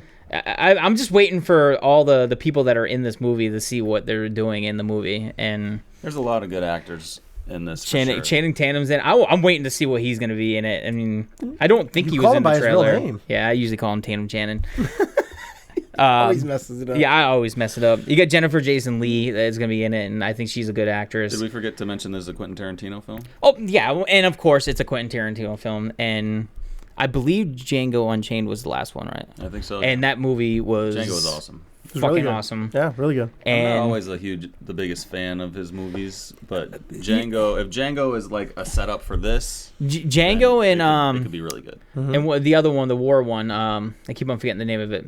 Oh my god, I'm terrible with names. Oh, with him like Brad Pitt and all them, yeah. V has a V in it, doesn't it? No, V has a V in it. There's one of the letters. Can I buy a V, please? I do know which one you're talking about. I have not seen that movie. That wasn't a Quentin Tarantino film, though, was it? Yeah. He was in it, but it no, he was. I think it was. Yeah, it was his film. Yes. What the fuck was the name of that movie? Why It wasn't V for Vendetta. No, why don't you? I haven't seen it. I just know that I haven't seen it. It's really good. I'm gonna be pissed off when I see the name of the movie too. It's gonna have a V in it. It might have a V in it somewhere. Inglourious Bastards. Inglourious and there's no V in there, by the way. There's a letter. There's a lot of letters in there, and not one. Not one V. The Inglourious Bastards. That was Inglorious. Inglorious. All right. So all right. The Inglourious Bastards. Yeah. Yes, you like that movie. Yeah. Yes. No, I liked all his movies. I mean, he's only come out with like maybe 9 movies. This I think. is 8th movie, supposedly. Yeah. That's why. Is that why he called it the Hateful Eight? I guess, yeah. Ah, all right. I didn't know that. It's a play on how many movies he's made. I think that the trailer itself, for me, it was a very, very good trailer. Mm-hmm. Gave you everything you need to know. It's going to give you a little bit of humor, all that kind of stuff. It's going to give you some like kind of intense moments, in the movie. I think that overall the cast are really well done. You can obviously tell this is a Quentin Tarantino movie. I love my actual favorite part about this is because if you know Quentin Tarantino, how much he loves 70 millimeter. My favorite part is at the end is like, oh, Inglorious 70 millimeter. Like he just had to throw that in at the end. But yeah, I mean, I thought this, obviously this is going to be one that I'm going to go see in the theater. I'm not always, I'm like you, I'm not always a Quentin Tarantino, like I'm not, a groupie of his because, I'm hoping this doesn't end kind of like the Reservoir Dogs kind of, because I'm not a bit. That's actually a movie I didn't really care for, and I get a lot of hate about that. But I'm hoping that this movie is going to be very Django-like and just a lot of blood flying everywhere, big scenes, but not as long. I hope. I mean, it's going to seem like it's going to have some humor. I mean, Samuel Jackson, that one scene, where he's just kind of sitting there, and the whole thing looks really, really well done. It also did seem though like there's going to be like some long parts in here where it's just people. Always does, yeah. He always does. A lot of dialogue, very dialogue. Yep. Man, I just hope it's not as long as Django Unchained. That was a long movie. That was wicked long. Yeah. It was like 2.5, almost probably 3 hours long. I can't remember the runtime on it. Didn't we see that together? Yes, we saw it together, yeah. And it was a long movie. But the first time watching that movie, it didn't feel like it was that long. Right. But if you go and watch it the second time, the third time, it starts feeling that long, and you got to take your breaks and. Like it's a long movie. But it's well worth it at the end. And so I haven't watched it a second time yet. Yeah, I've seen it 3 times, and the third time I had to break it up 3 times. I saw it once. I was engaged the whole way. I really enjoyed it. I liked it a lot. The whole thing. So are we all in on the Hateful Eight? I think we are all in, and I think it was a perfect trailer. I think the way that they did it, really, they don't need another trailer. That teaser was perfect. I don't think that they need to give you another one, but we will obviously get probably we will get 2 more, at least. Before it comes out, but I'm looking forward to it, and it's another one that'll probably have some Oscar love thrown at its way. Yep. All right, next one up is Jason's. This is like the third. We haven't talked about this much. I don't think at all. We might have. I'm not 100%. And if we have, we cannot talk about this anymore. But this is, we've had several trailers that have come out since. So this is probably one of the last that'll have come out, and that is. It is what is it? Transporter Refueled, which is the third or fourth that is coming out of these transporter movies with a new. I think I think it's a new. I think the Refueled is kind of giving you that it's, switching it over because wasn't the Transporter Jason Statham before, so they're kind of switching it up here. So the synopsis is. In south of France, former special ops mercenary Frank Martin enters into the game of chess with femme fatale and her 3 sidekicks who are looking for revenge against a sinister Russian kingpin. All right, let's see. What do you got here? Are you in or out on this? Are you in or out on this refueled, rebooted, kind of twerked, as we have said before? Retooled. What are you in on this movie? No, definitely not. Not feeling it. Way out. Way out on this. Way out. He brings it out. Statham rocked these movies. He's just like that classic action movie dude. And he is. He's like one of the new action heroes. The Rock. He brings the swag. He brings the moves, the attitude. This guy just looks like the moves. He just looks weak. Mick Jagger. Oh, jeez. That's the first thing that popped in my head when he said you got the moves. Sorry. This new lead. I don't know.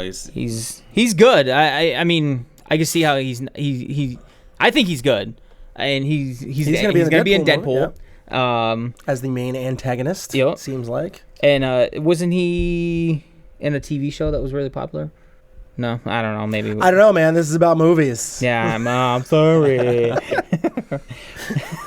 don't know. It just doesn't look like this is something you'd put on. Like you get home after a long night, you're wasted. You just need something to put on that has a little action in it, just to like get your blood pumping a little bit while you're like munching out on some nighttime snack food. This is like that, like 3 years from now. Or you can do what I did last. Totally not what most people do, especially at the end of the night when you come home. I threw on Eyes Wide Shut. Stanley Kubrick. Okay. That is a very, very long movie, and I actually, instead of munching on some like Doritos or something else that most people might, I grabbed like a block of cheese.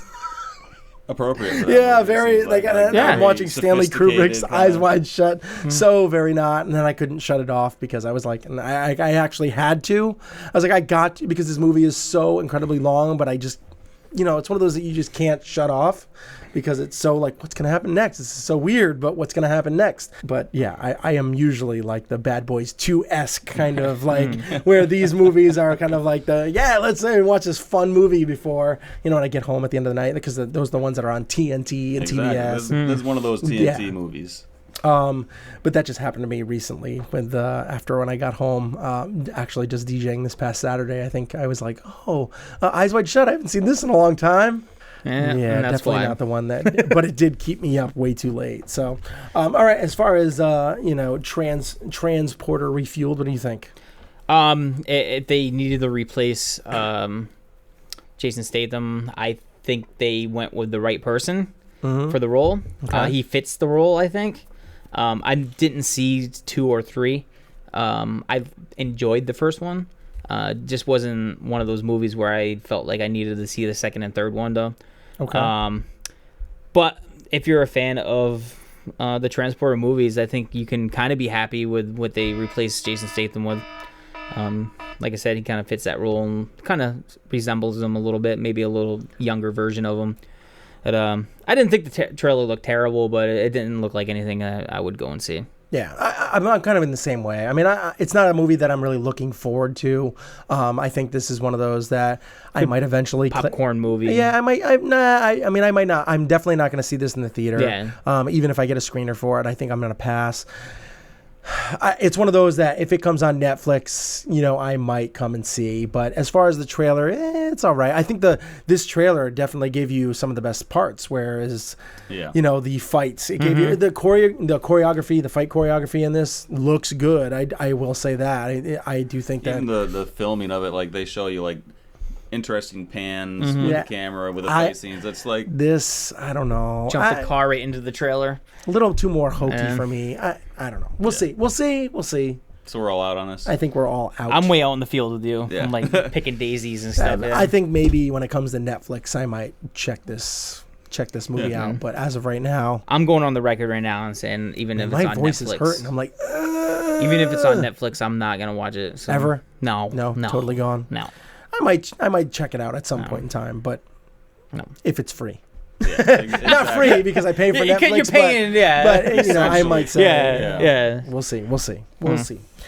Mine is the next one up is a movie that is a sequel, and that is Ride Along 2. And the little synopsis for this is, as his wedding, that's because we get Kevin Hart and Ice Cube. As his wedding day approaches, Ben heads to Miami with his soon-to-be brother-in-law, James, to bring down a drug dealer who is supplying the dealers of Atlanta with product. Another synopsis, but it is. I'm like dripping with. You are glistening right now. It's almost coming down. Yeah, I'm gonna have to like rub ice cubes all over me. Literally, it's not the action. Yeah, I wish we had like some real production quality. You could have me actually rubbing ice cube. We should put a thermometer right in the back, right in the middle, and just watch it ride. And with ice cube just as the. Yeah. His little head on it going over. Oh my gosh, I am dying. But as far as the Ride Along 2 trailer, the official trailer, I was not a big. I didn't really like the first one. There was one scene in the first movie that I liked, and that was with him with the shotgun that he like boom and bounced off the wall, and that was the one scene in the movie that I like died over. Like that is it, where he boom bounced off the wall and fell in the garbage can. Like that was hilarious for me, and that was one of those things that they featured in the trailer, and then when you saw it in the movie, even though I knew it was coming, I still laughed my ass off in the theater. With that being said, I did not like the movie at all. Like I thought the movie was kind of funny here and there, but for the most part, all the funny moments in the trailer, you got in the movie, and that was kind of it. But I actually like this trailer, and I'm actually looking forward to this movie. I think that this one is going to provide you more. I'm hoping that all the moments in this trailer that you got isn't going to be what you're going to get in the movie, but they did give you a lot of funny moments in this movie, but we'll see. I don't know. I'm really looking forward to it, and this trailer, I am in. I am all in on this based off of this. What about you guys? I'll start off with you, Jason. What do you think? I'm in. I enjoyed the first one. Like, no, it's not a classic. It's not like amazing. It's not the best movie ever by any means, but I really enjoyed it. It's a good one to just like watch with your girl, just like put on and get a few laughs, drink some wine. So are you in of seeing this maybe later on when it gets released later, not necessarily trekking out, throwing your hard-earned dollars? Yeah, I'm not really a theater person these days so much in general. So I would definitely watch this probably right when it is released digitally. I would watch it. All right. What about you, Chad? What do you think? I'll start right at the beginning. Kevin Hart is the most frustrating comedian to me ever because he comes out with these movies that are god awful, but then he comes out with a movie like The Wedding Ringer, which was phenomenal, funny from start to beginning. Josh Gad, baby, I love that guy. Josh Gad, yeah, he was awesome in it. Great chemistry in that movie. From the start to the beginning? That movie was good. From the beginning to the start was very good. From the beginning to the start was very good. It was really good at the beginning. But like Soul Plane, it was funny from the start and stopped right there. So from the beginning to the start, a Chadwickism. The only thing good about Soul Plane was when it ended and you didn't have to watch the movie anymore. But he has good cameos in movies. Like he was in Scary Movie 3. He had a good cameo in that. He was in he was in the third and the fourth one of the Scary Movies. Okay, well let's go on to the Ride Along 2. How about this one? My point being is he frustrates me and I'm not gonna go see it. I think he looks good in this one. I like him. He is the new Chris Tucker. Oh yeah, for sure. That's what he is. For sure. He is the new Chris Tucker. Or Chris He's just a smaller version of I don't know Chris about Tucker. new. He's been around for a while. You really can't consider a guy that's been around in the business for 13 years new. Well, Chris Tucker? I mean, this is him. I mean, he's just taking that role. Like, Chris Tucker was this character. So loudmouth, over the top. Yeah. Good. Ice Cube is Jackie Chan. Ice Cube. Ice Cube. Don't get me off the topic. So, I'm in. You're in on it, but you're probably not going to go see it in the theater. Not in the theater, but yeah, I'll definitely watch it. You're a busy guy with what you got to do, but you do like movies, so you're in on this movie as far as the trailer. And what about you? I'm in because I see every one of his stupid movies anyway, so. Maybe you're more into it because of Ice Cube? I love Ice Cube, yeah. I like Ice Cube and ice cubes in my drink. And I am in based off this trailer because I think this actually looks like it might be better than the first, and I might get more of those kind of ride along where the boom, he falls into the garbage can, which that actually made me laugh. So I'm hoping I'm getting more of that. So yeah, I think I'm in. I did laugh pretty hard when he get hit with a fan. Yeah, that is funny. Yes. Did you have that on? What was that? Yeah. And seems like that's going to be that scene that's going to be in the movie that you're going to get. It's funnier because I've basically done that before. So yeah, I mean, who has not? I've never got hit with a fan. I mean, I haven't definitely jumped put my up into hand it. up. I've done that thing. Oh, okay. I would say you got hit in the head with a fan before. I have been hit in the head with a fan before. I'd love to hear that story. Yeah, I've actually been stupid and not realized that the fan was coming and jumped. Oh my boom! God! Oh, it is not a pleasant feeling. It doesn't sound like it. It hurts. It is very painful. I got a huge belly laugh out of that in the trailer for sure. Yeah. So hopefully that'll be like one of those that you see coming and then laugh your ass off. And then at the end when he was getting into the club. And he's told him you do what I say, and he slaps him. And Ice Cube just fucking punched him. It looks like he's got some funny parts. It does look like it has some funny parts. And I'm looking for so we are pretty much all in about this because of the trailer. We're in. But I mean, even though I'm cautiously in, I am in because I think it does look good. All right, we are. This is that is it. We are going to be moving on to 30-second thoughts. I am going to give myself. I need to towel down. We're going to do a little commercial break here, like I've been doing. I don't know what I'm going to throw in there. It might be another Ron Burgundy thing that I did in the last one. Who knows? I might be promoting something else. I don't know. I don't know what the hell we're going to do. Maybe a little behind the scenes of something. I don't know. But we are going to be having a little quick break so that I can towel the freak down. I mean, like I am dripping. Yeah, I don't know. You can. I don't know if you can see this here. No, we can. I am can. like dripping. You guys. Yeah, we can. I am like not just glistening. Yeah. I am damp. Yeah. I'm like drip. I'm like, look at this. All right, so go then. Belly sweat. Go. All right, we'll be back. Hey everyone, this is a deleted scene from episode 16. The Chad clears up beaver chasing and tells us a story about a picture that we posted on last episode. All right, everybody, here we go. Yeah, it's literally watch it now. like the corniest. That's all you had to say. You had me at Caddyshack. It's like the corniest looking like beavers ever. Like they look like they're on sticks, like just jumping around, and so it doesn't look like the real beavers that you chase. All right, so for one, let's clear this up right now.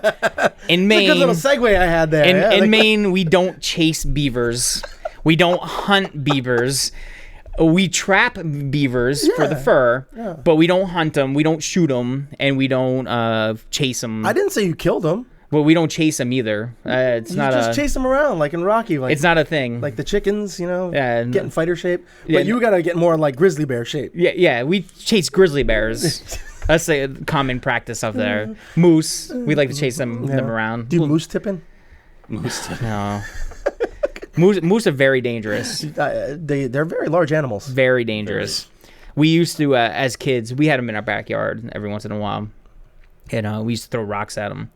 And they would chase it. And you would have to climb a tree or get out of their way or whatever. Oh my God. I mean, we were young, whatever. We didn't. Good Lord. This is what parents let kids do in Maine. They let them go to rated R movies in 5th grade. They let them a lot laid back. Antagonize moose. And look, I turned out normal.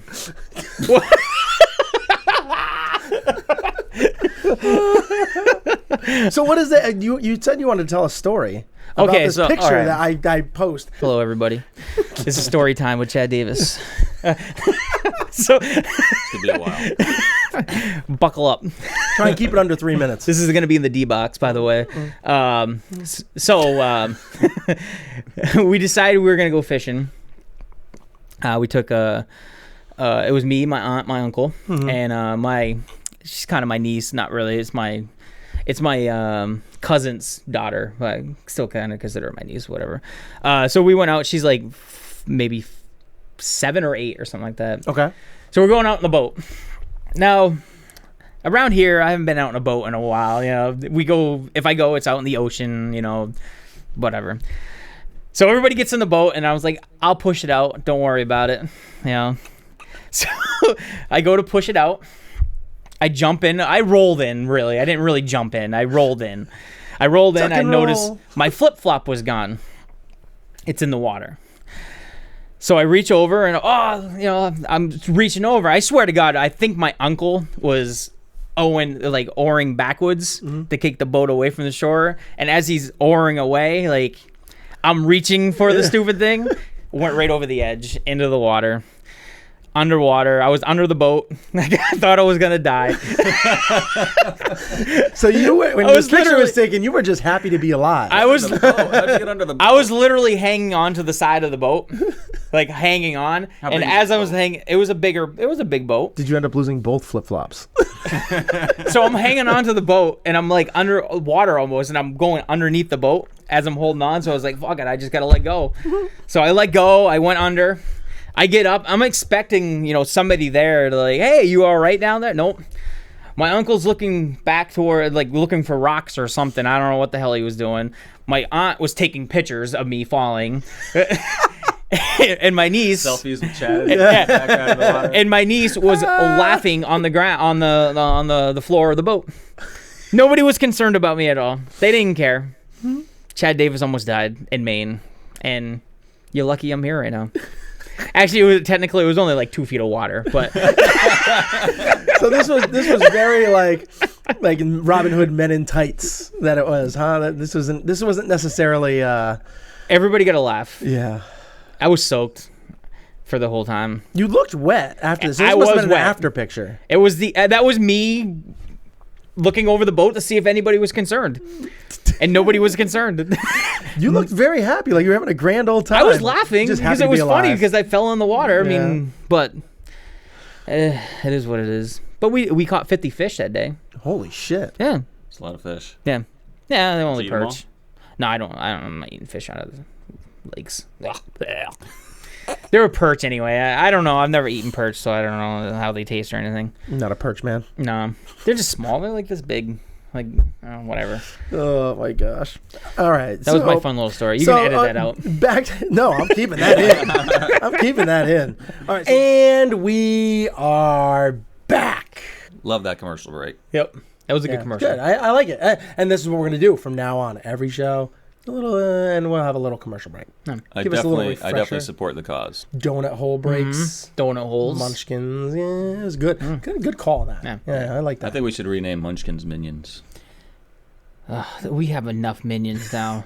Everywhere you go is minions. Did you see the Minion movie? No. You haven't? No. Don't, because it was awful. I mean, it is not good. I watched it. It was terrible. I mean, it's doing really well. I mean, there's got to be one or two people out there that like it. Yeah, no, I mean, it was definitely repeat business because, I mean, that thing is doing that's like, I don't know, that's got to be like $700-800 million worldwide. I mean, that thing is doing phenomenally well, but yeah, I didn't like it. But I think the Rotten Tomato score is probably not even fresh. Like, I don't think it is. I think it's like 50s, it's 60s. in the 50s, I think. Maybe 40s, maybe even. I don't know. All right, we're gonna move on. 30-second thoughts.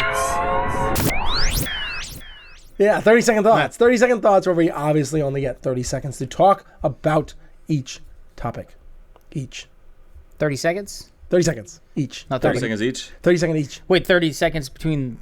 The three of us? That's 10 seconds Do we each? share 30 No, seconds? 30. I was like 30 seconds. I want to come up with a new rule. Nope. Are we No allowed more rules. Are we allowed to loan seconds out to people? No. Say if I'm on a topic that I don't really want to talk about, but I know Jason really wants to talk about it. No. Can I loan 5 seconds out Kind to... of like a debate. Like you can... Yeah, can I loan 5 seconds So, to Jason? no. But then he has to give me 5 seconds back on a different topic. No. The only way. See what I deal with? No. See what I deal with? The only thing you can do, you can't loan any time. You know what you can do? Is Donate it? No. Can I donate it? You can loan your own time. Ooh, so the next So if you topic like say you get less. say yeah, I see. and you know what I liked? You know what I liked is that I think you can have to to do this. You have to hit the bobblehead. Doop. Maybe some overtime? Yeah, overtime. But I think yeah. you have two I like it. bobbleheads. I have bobbleheads. Huh. Mine are a little too. Don't hit my ball head that hard. I don't want them broken. You have to hit the burgundy. The burgundy. So yeah, I think if you want it, you can hit it only once. How about this rule? Can I take... Say if we have 3 topics, and I don't want to talk about one of the topics. I can take and transfer my seconds over to a topic that I really want to talk about. What? All right. Are you being serious here? Yeah, so if we got 3 topics. I got 90 seconds to talk about these 3 topics. Can I take and transfer 80 seconds over to one topic? No. So can we call You're overtime done. whenever You we actually want? just got fired. No. No more. 30 seconds starts. 30 seconds. 30-second thoughts. 30. We got it. I don't understand the overtime thing, though. Anytime I want overtime? One time a day? One time? No! One episode. I hate you. Can I call you up tomorrow about overtime? And you have to listen to me rant for 30 seconds.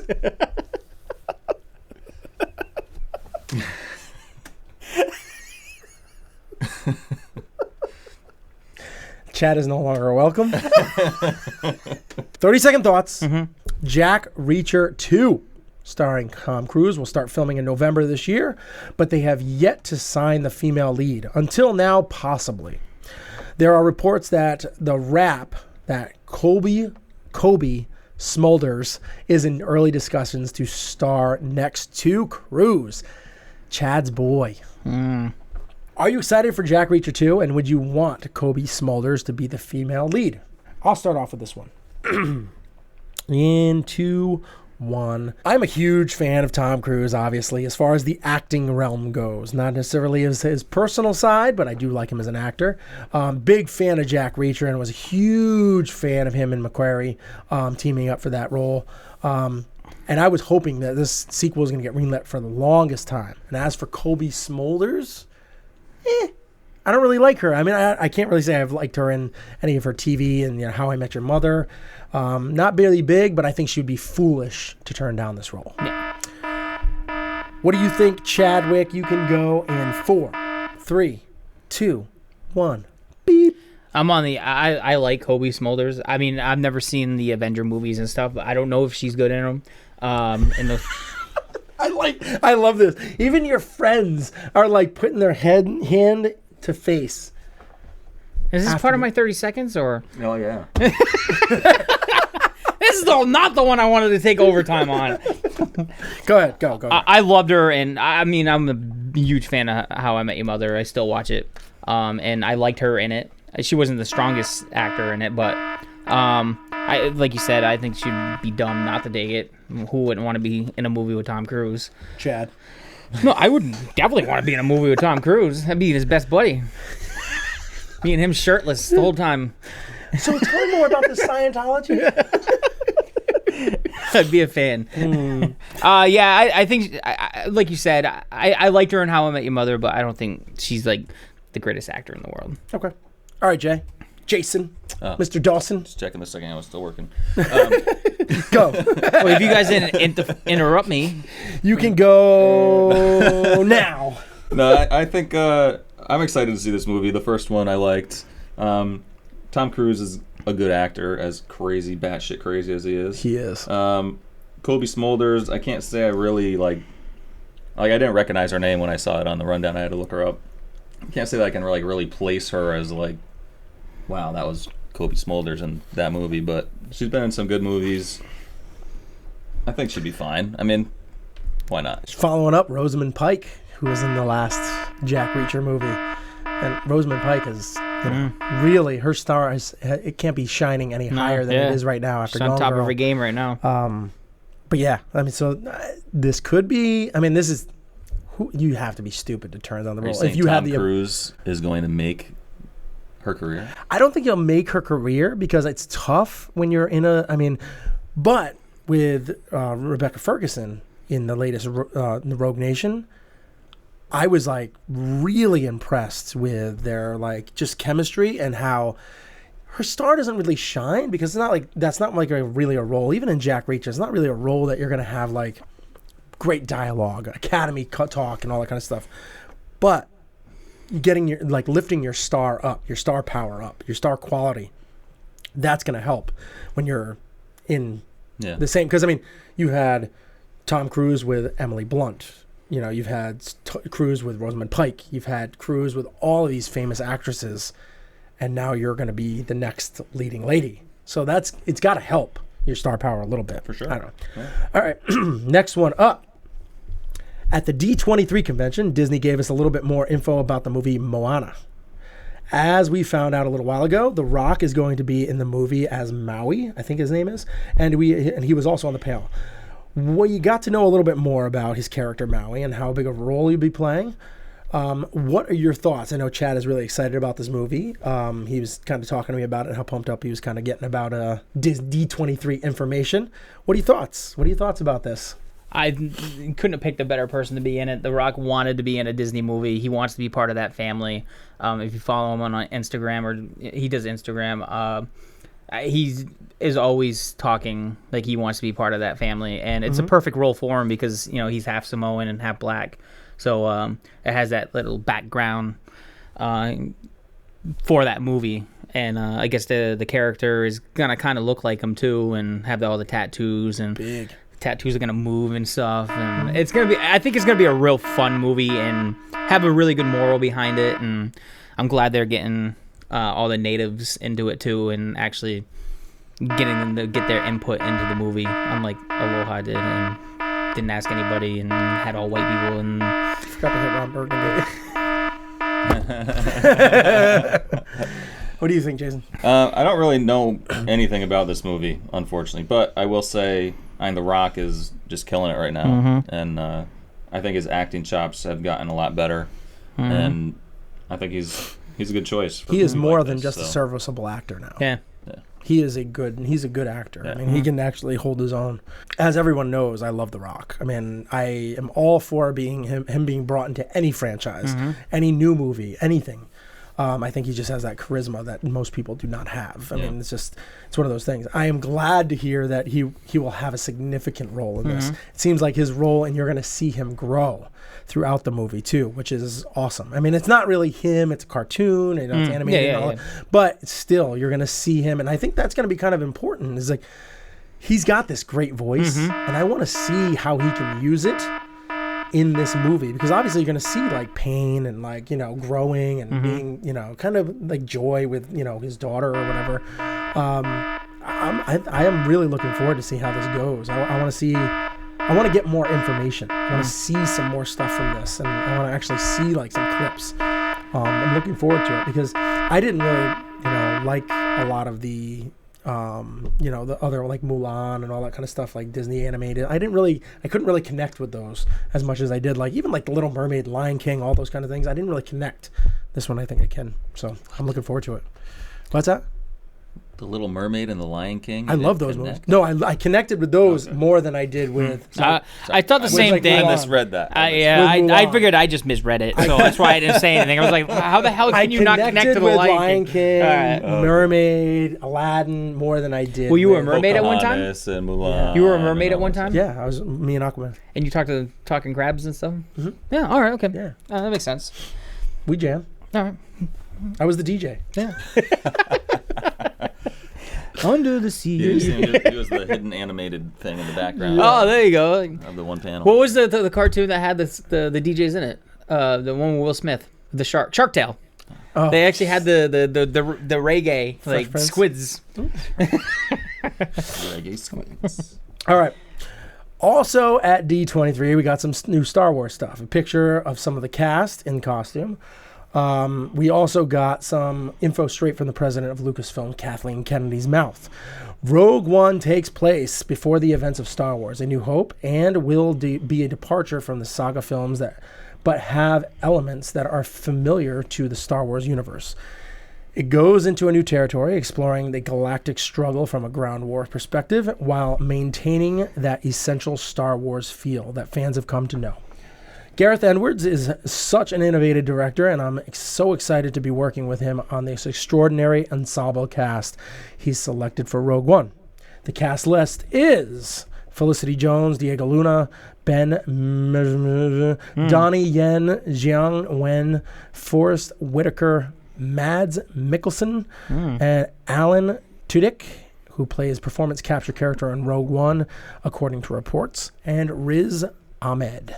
Your thoughts on the picture, cast, and Kennedy's comments. You want me to start? I am excited about everything when it comes to Star Wars. What this does, I mean, the picture that you got in this is gritty, it's dark, and it looked like it was from Star Wars. I mean, it just looks like it has that look to it. I can't wait to see Felicity Jones and her upcoming powerhouse of an actress that she is. I have 3 seconds. I am so looking forward to it. Incredibly pumped. Incredibly fired up for it. Loved everything I heard about Kathleen Kennedy. Her comments. Gareth Edwards. Felicity Jones. I can't wait to see her in this movie. What do you think, Chad? I couldn't be on the opposite side of the bus of you on this one. As you well know, I'm not into these movies at all. You're not? For the movie's sake, I hope it is a success. By the way people normally talk about the last three, they were very not into those movies. Hopefully this one, and from what I've seen from this, it looks like it's going to be good, and it looks like it's more of the old school kind of movie feel to it. But just for the sake of the studio and everything, I really hope that it is successful and good.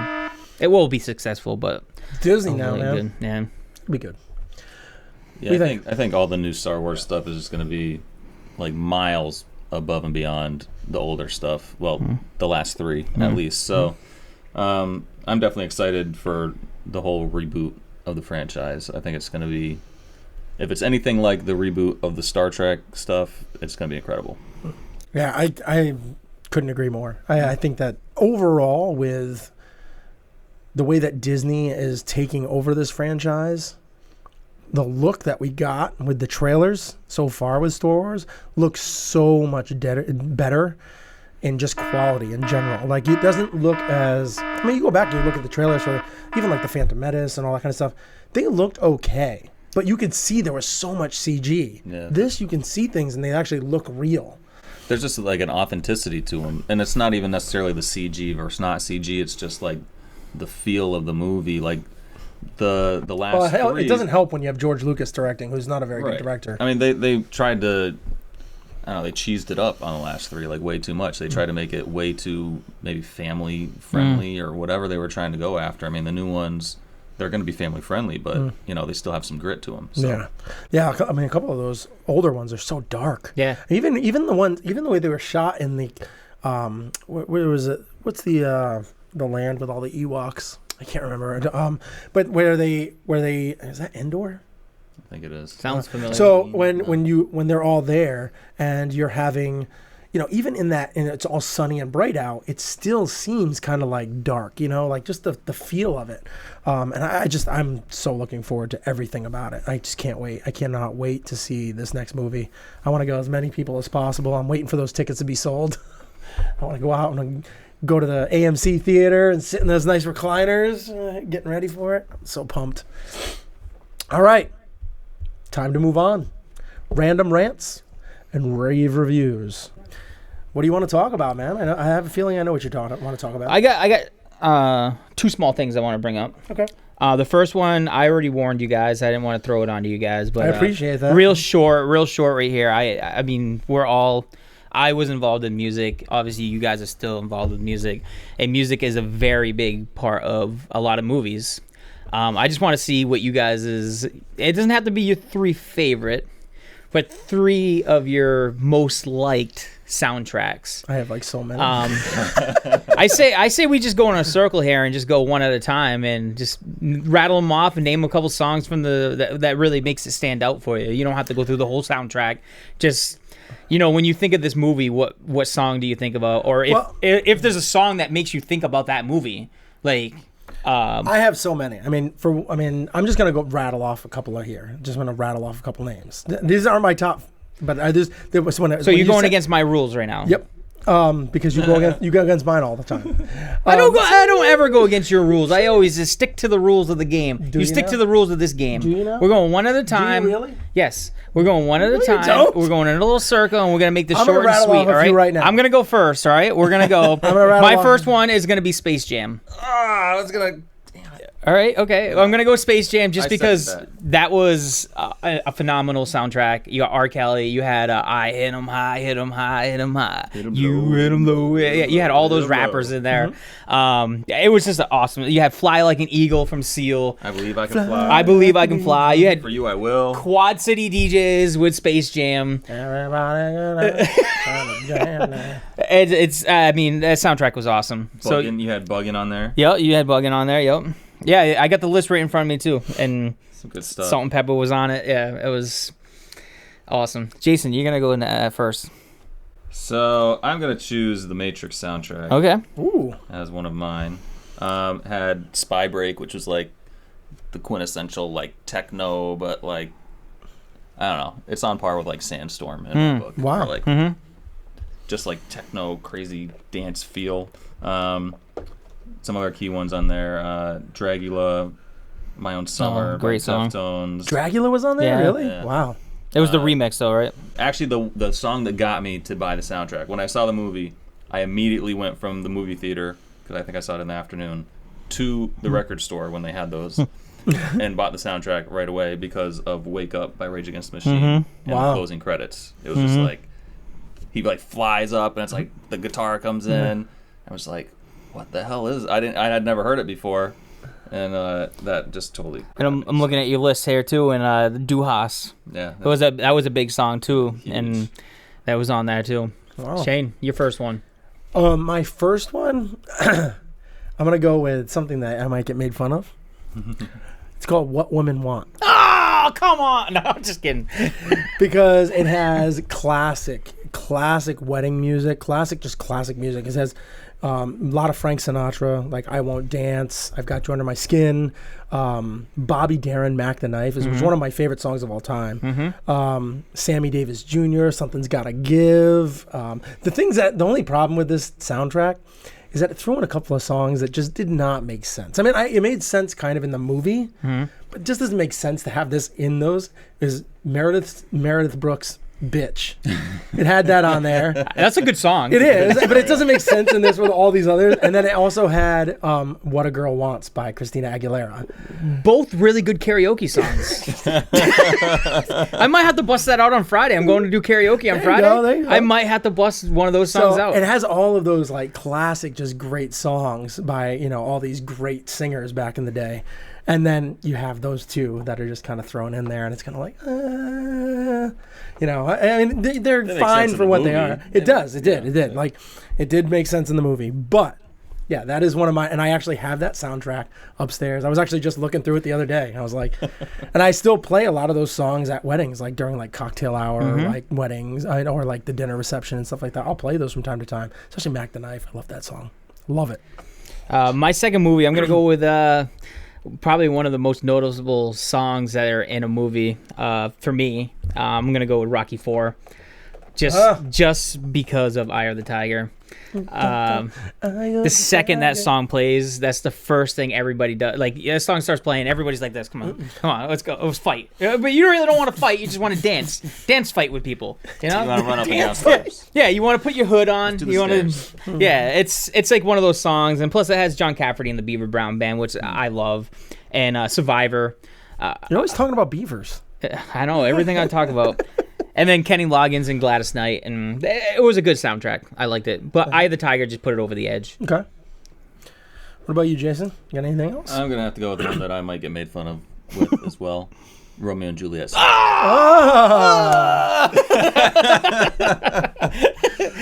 This is like the soundtrack to like a good part of my high school years. You know what I mean? No wonder why we didn't hang out in high school. Right? Yeah, it's kind of a chick flick for sure, but I couldn't tell you how many times I watched this with girls in high school. A few times.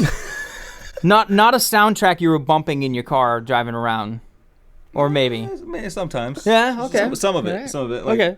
Some Everclear on here. Oh, okay. All right. You All know, right. I don't know, that "I'm Kissing You" song by Desiree was like, I played it on the piano for the girls and stuff. Oh, the ladies, man, over here. That's All about the okay. ladies. That's why we didn't hang out. I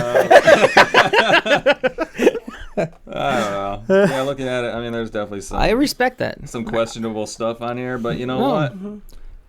I'm going for Hey, it. not all There's definitely- soundtracks. The complete list is gonna be good. So Except as for long as one. you. But even the girly All stuff right. on here, I enjoyed it. All right, so we got to keep it quiet right now because Shane has the perfect The one? soundtrack. He's saying it's perfect. Like there's not one song on this soundtrack, and That's it's bad. not bad. So we're gonna put it out there. Guardians of the Galaxy. It was on my list, but I took it off because I kind of figured you were gonna put it on there. It is a. It's perfect. There's nothing Yeah. wrong with it. You couldn't song get on more it is- perfect. and it's diverse too. Yeah. It's got so many different kind of genres to it and different feel. It's- but it just captures that. It's era. actually the last CD I actually bought. I didn't buy the CD. I take that back. I got it off iTunes, but I bought the whole yeah. album Yep. off iTunes. Yeah, you can't go wrong with that one at all. Yeah, I totally agree. That's perfect. I have so many more on here. I can't wait for the second one because the mixtape 2 is going to be coming out. I know. With a new guy. Yeah, it's going to be awesome. I'm looking forward to it. My third movie goes along with probably one of my favorite movies of all time, and it's Remember the Titans.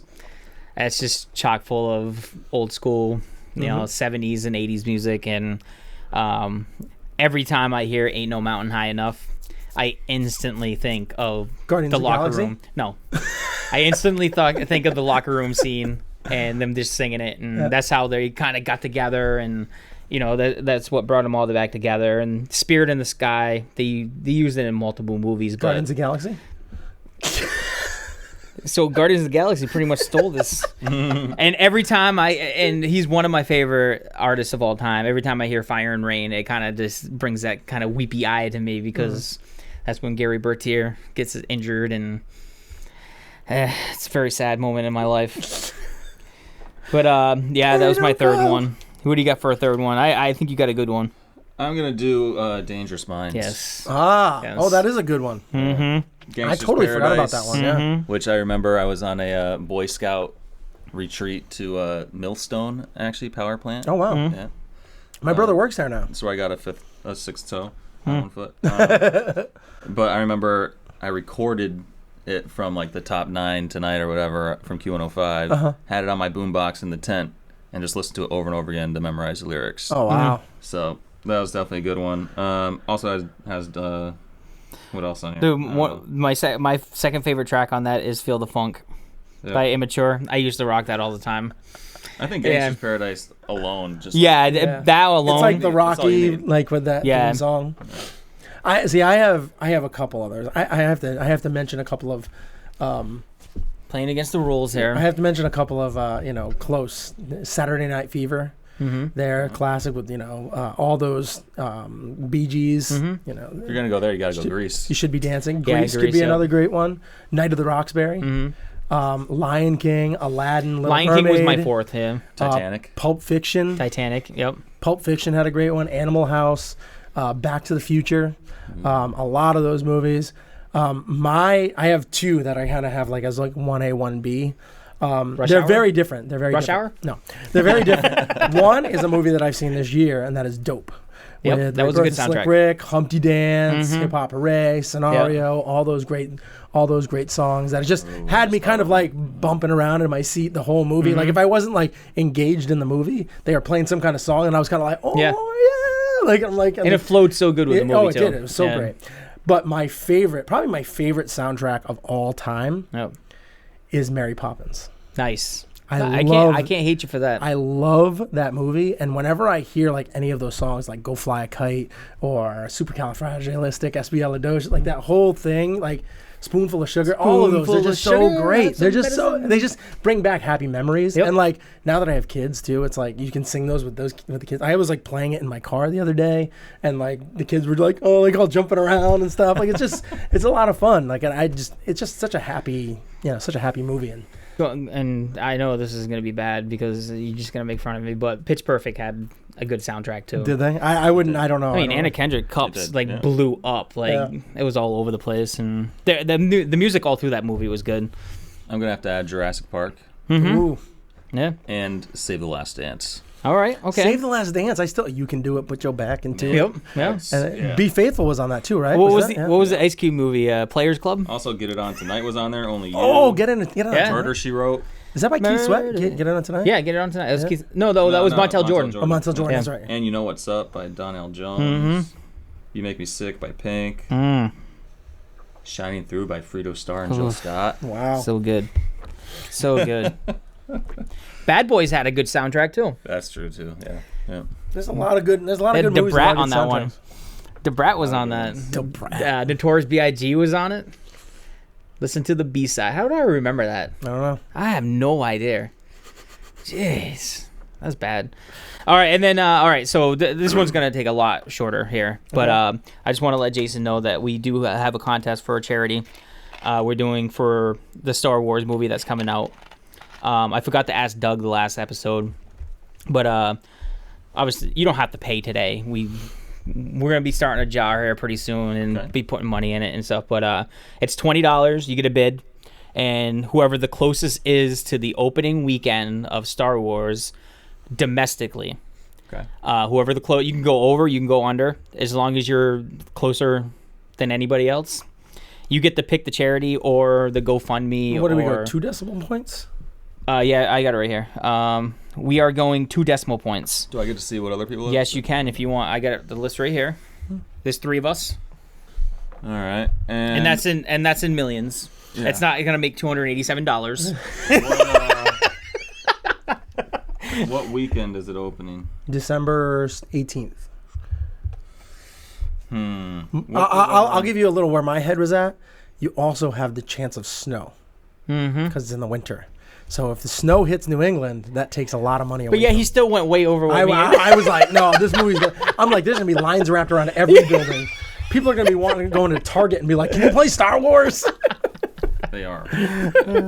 I gotta do some quick research here because. All right, so we'll have Shane do your rave or rant. All right, my random rant and rave review is just about the Chris Farley documentary. Have anybody else watched it yet? No. This movie, it was really well done, really touching documentary. It kind of gave you the both sides of him, more of how like lovable and nice and just how smart he was, more than just the goofball that fell down. Yeah. It showed how like he never really wrote any of the sketches out. All of the sketches that were done were wrote for him. Yeah.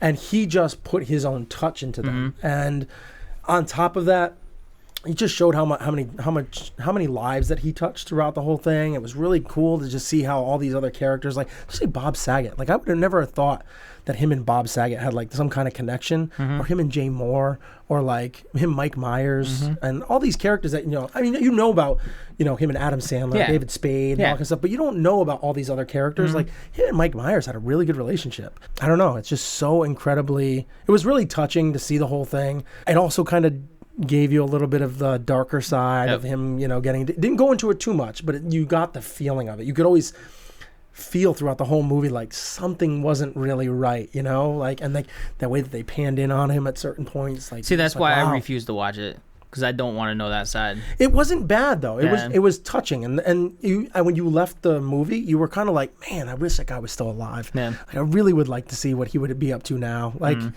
Because he was so talented. Yeah. He just had that. And they all said it. Like, he had it. That thing that Hollywood has where they just can't put a finger on what it's called. It's just it. Yeah. He had it. And... yeah, I would definitely cry. I'm almost crying now. Jesus Christ. I guess he took...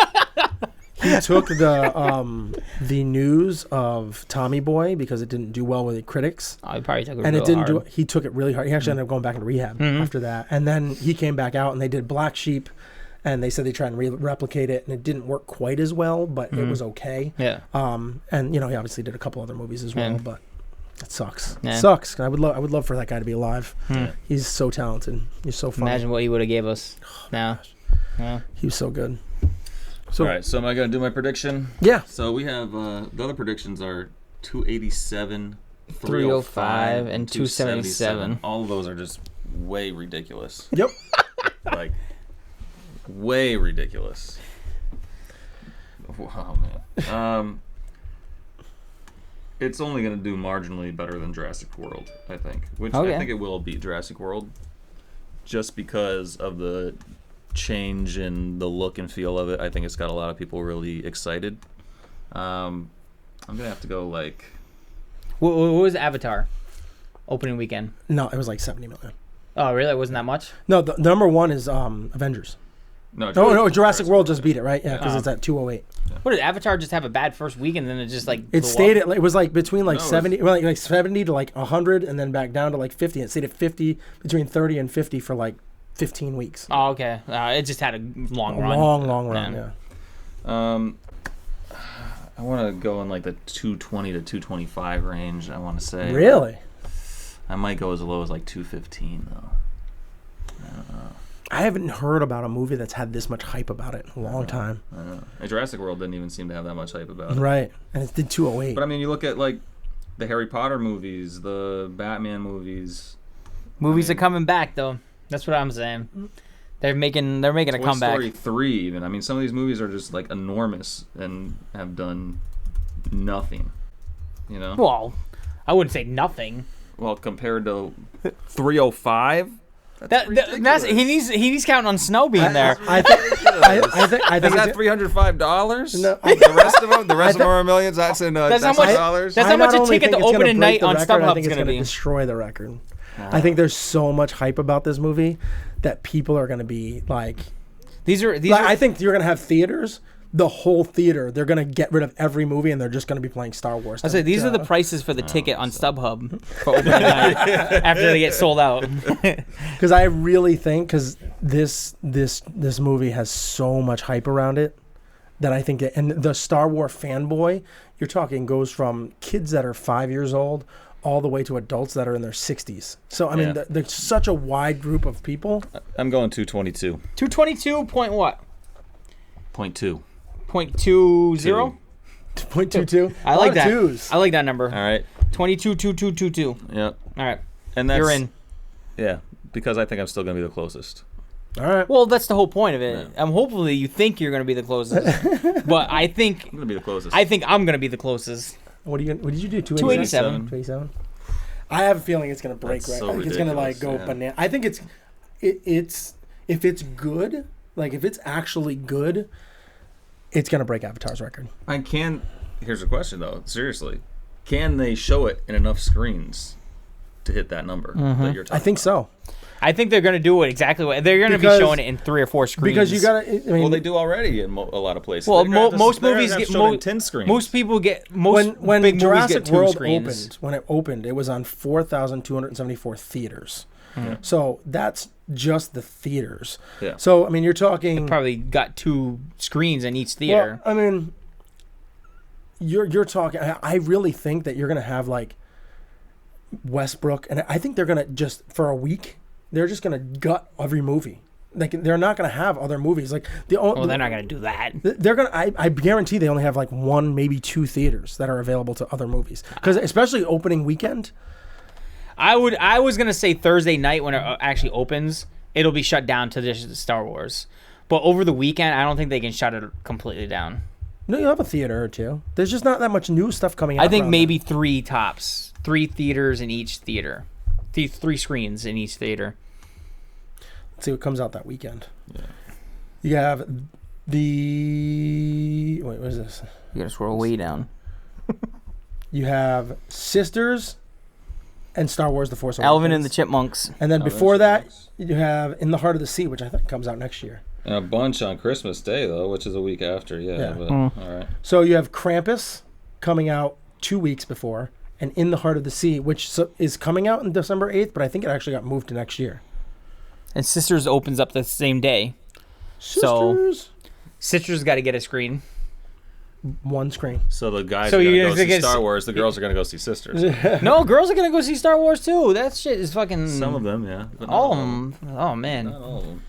Everybody loves Star Wars. Are you going to see Star Wars in 3D? I'm going to see it in IMAX. So I'm whenever the IMAX is having it. I'm actually going to go see it. I'm going to go to the IMAX theater in Providence. Whatever the IMAX is doing, I'm going to see it. Do you like the IMAX theater in Providence? Oh, yeah. He doesn't like it. I've never been. Well, no, you said you've been to a big screen, though, and you said you didn't like it. I didn't like the way it was set up in the one. I've offered to pay for movies. I went to the IMAX in Hartford. No, it's not the same thing. I know. But that's the one he likes. Which one? You like the smaller ones, like the ones that are bigger than the normal just a regular screens. Theater, though. It is, yeah. The one in Milford's big. It's a big. Yeah, but it's a regular screen. No, it's not. It's like it's not that. It was big. something like 10 feet by 20 feet smaller than the one in Providence. The one in Providence is huge. Yeah. So is the one in Milford. Yeah, but it's not even close. It is. I just told you the dimensions. I actually pulled up both the dimensions on to see what they were close. Just the way you're sitting is different. The one in Providence is awesome. Is fucking huge. Yeah. I even offered to pay for movies, and he doesn't go. It takes me an hour and 20 minutes to get there. Do you have anything you want to add to Rave Rants and Rave Reviews or whatever they're called? Or Random Rants and Rave Rants. Random Rave Rants. The Revenant and Rave. I have a fun fact maybe I could share. No, okay. We like fun facts. I used to be a projectionist at a movie theater. Oh, that's like Croton? I would love to be that. The projectionists now aren't what they used to be, but no, you had to change the actually. tape, Yeah. Nice. all that stuff. Man, So you got to see all the movies It was a then. great job. Got to sleep in between movies too. Like you'd start all the movies. Yeah. Set your timer on your phone. Lay in the projection booth for like 45 minutes till you had to change the next one. That's cool. Great. So I'd be watching all the movies. Oh, I watched them all. Yeah. But I guess you gotta get old. the night before, Yep. have a little party before the movie comes out, and all that stuff. Well, you It's should awesome. drop what you're doing now. Get a job at Groton Theaters. Surprised they're even still around. I know, right? Oh my god. Man, back in the Hoyt's days. Yeah. The projectionist might have gotten fired at Westbrook recently because I went to go watch what was it? Was it the Minions movie? I think it was Minions. I think we were going to watch Minions. So we sit down, me and my son sitting down to watch the movie, and the movie, like the previews come on, but it's a 7:00 movie, so I went out late to go see this movie. Okay. I'm like, man, these previews are like kind of vulgar. I think they had like the train wreck one come on and stuff like that. And I'm like, what's going on? I was like, maybe they just do this after 7:00 because I don't remember going to see like a cartoon animated film at 7:00. Yeah. I usually go in the afternoon Yeah. with my kids or whatever. So I can't even remember the last time. I was like, maybe they do it because like kids are supposed to be in bed, but I don't know. Like, so this is weird. And I'm like, so I'm like, now my like antenna's up, and I'm like, all right, I gotta pay attention here. Comes on, do this. They open up and you can see like this big church. And then all of a sudden, I hear Patrick Stewart's voice. I'm like, Cam, let's go. We got to get out of here. This is Ted 2. We got to run. So I run out of the theater. I like pick him up and I run out of the theater and I like start heading to the concession stand where like all the people are. And I'm like, Ted 2 is playing. Ted 2 is playing. And like they're looking at me like, what? I'm like, Ted 2 is playing in Minions or whatever the movie was that I was seeing with my son. And they're like, huh? And then sure enough, about, I don't know, 45 seconds, because as I was one step out of the door and I hear like Ted say motherfucker, and I was like, I'm like running out down the hall, and I tell him all this, and sure enough, like 30 seconds after by the time I get to the concession stand, like half the studio, like I mean half of the people in the theater start like droves out, and they're like, whoa. They must have been pissed. Yeah. Well, this is the thing that pissed me off, is that I knew as soon as like I had my antenna up because of I watch a lot of movies, and I was like, this doesn't seem right, but I'm just gonna keep my eye on what's going on. Yeah. Sure enough, that came on. I ran running out. Well, half the theater came out. The rest of them stayed in their seats with kids and stuff like that. I'm like, man, that's really bad. So I go in. After they get everything all situated, we go back in, sit in our seats. They don't do any trailers or anything. They just start the movie because they're already behind. Okay, so we watch the movie. Movie's over. We get out. And then people immediately, after the movie's over, go over, track down the manager, and start yelling at them, and they want free tickets, and they want their... I'm like, hell yeah. Really? I was like, Yes, really. But it's too late. Like, if you want to do that, come out at the beginning and say, I want a refund for this movie. I'll come back another time, and I want a free ticket. Come on, someone with kids, you don't have time to come back another time. You got to watch the movie. Yeah, but that's fine. But I still think you should complain beforehand. It's not like they played Toy Story 3 instead of Minions. They played freaking Ted 2 with them cursing right at the very beginning. And I have no problem with them getting free tickets, but I think you should bring it up when it happens instead of waiting until, like, exposing your kids to all of this and not taking them out of the theater and waiting so you complain at the end. That should have been on the theater. The theater should have been outside. They should have offered it anyway. With somebody outside handing free tickets. I agree. Free voucher for the next movie. I don't think Westbrook can afford that, the marquee. Unfortunately, they're not doing that great either. No, they're not. Their theater's kind of in rough shape. I think Regal's going to probably buy them soon. They used to be such a good theater, too. It was. Well, they were the for number one because years, they had the stadium seating. And now Waterford is now number one, and Lisbon does pretty good, I guess. Yep. But, yeah. But yeah, I was bummed at the fact that people went out afterwards. I agree that if people stayed in with their kids and those are the ones that complained after, that's ridiculous because you should have taken your kids out right away. But I would have, I wasn't that mad. I mean, because I got out of there pretty quick. If I would have said something, I would have said it right then and there. But I'm like, dude, seriously. Like, yeah, you're going to play the movie, but, you need to fork over some tickets for this spoof. I mean, this little mess up right here. Pretty good, though. They should have been on top of that anyway. They didn't. They were just kind of like, we're really sorry. Mistakes happen. Kind of deal. And I thought that was kind of poor on their part. But the fact that I didn't like how people came out after the fact and was like, You know, they didn't complain before. They just waited until the movie was over to say something. So. All right, on to the next segment. Segment's over. What? Plugs, right? Yeah, we're just gonna. We're done. Yeah, we're that's gonna what I'm wrap saying. it up. Yeah. Where can people find you, Chad? I say it wrong every time. I can't remember if it's DJ Dizzle or C Dizzle. I think it's DJ Dizzle. Which one? On all of them, they're all the same, but No, they're not all the same. Yeah, That's they the problem. Well, no, my Instagram is different. I mean, my Your Instagram Snapchat is different. Yeah, is it? But my Facebook and my Facebook and Twitter are the same, and Instagram are the same. At DJ Dizzle 82? Yes, at DJ Dizzle 82 on It's on the screen right now, too. So yeah. That's why I figured it was wrong the last time I looked at it. I was like, I said it wrong. I said C Dizzle the last time. It was DJ Dizzle 82, and then on Snapchat I'm Sir Chadwick 82.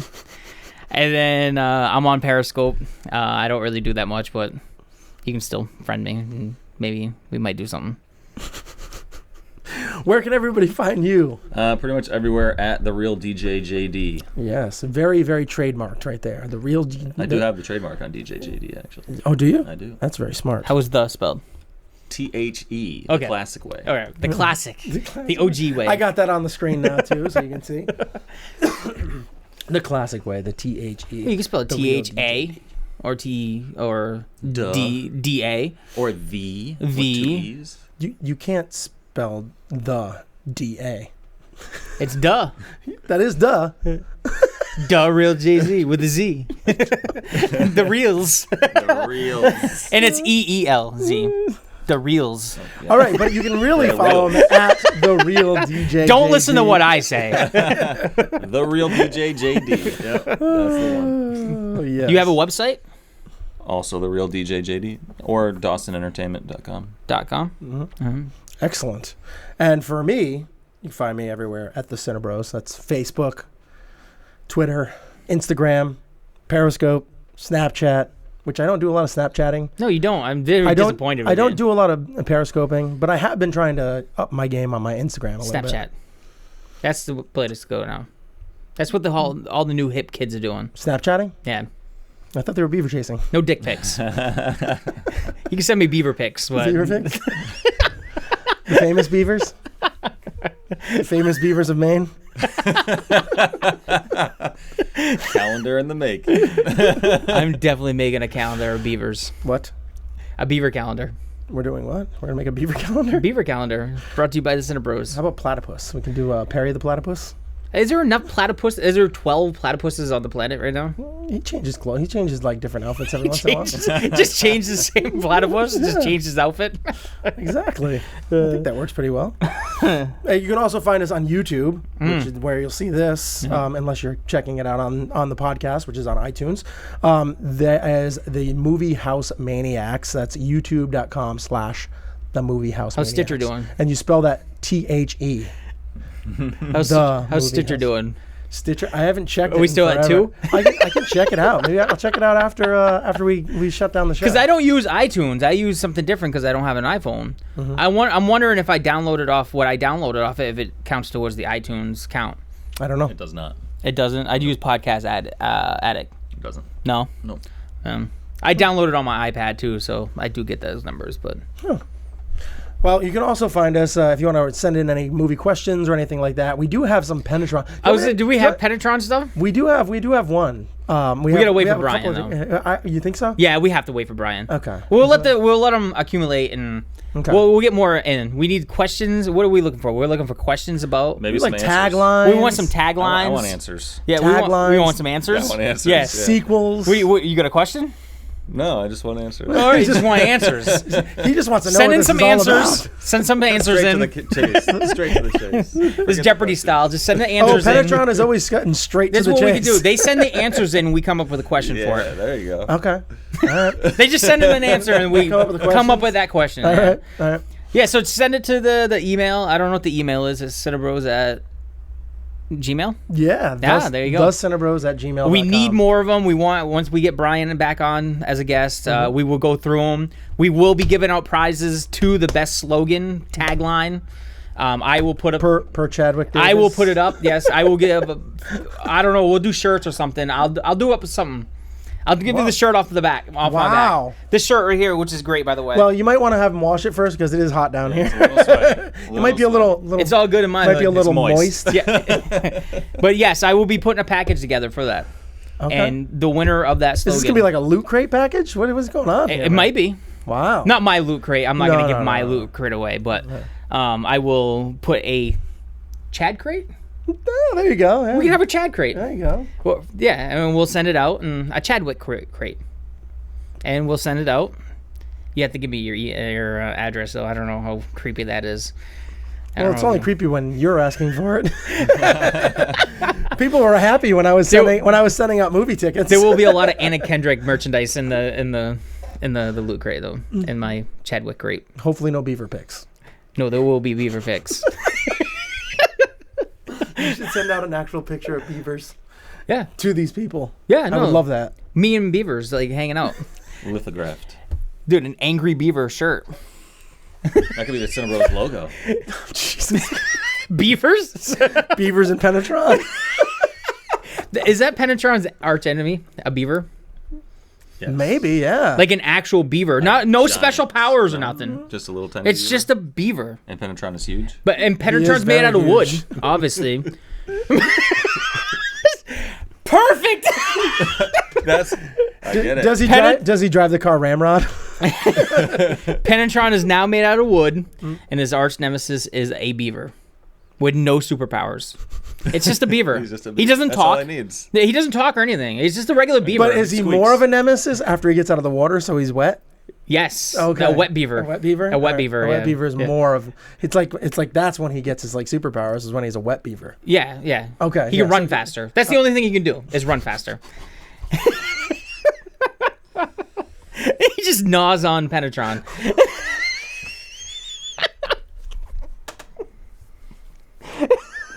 I'm so sorry we had to subject you to I am this. so glad Brian is not here right now. Because we would have another deleted scene. Oh my gosh. Oh, all right, we'll say our goodbyes. Yes, we'll say our farewells. And thank you, Jason, for being on the show. Yeah, thank you very much. It was a coming. pleasure. It was a pleasure. Absolutely. We'll have to do it again sometime. I swear the next time we will be more organized and it won't take as long. Yeah. It does go over sometimes. Just more editing for Shane. Hey. It's awesome. I appreciate it. It's on him. Appreciate it. So we will bid farewell. Is that what we're doing today? Bid farewell and adieu. Goodbye. To your Spanish ladies. Farewell and adieu, your ladies from Spain. Support your local beavers. Don't get your beavers from overseas. Support your local beavers at the local Gold Club.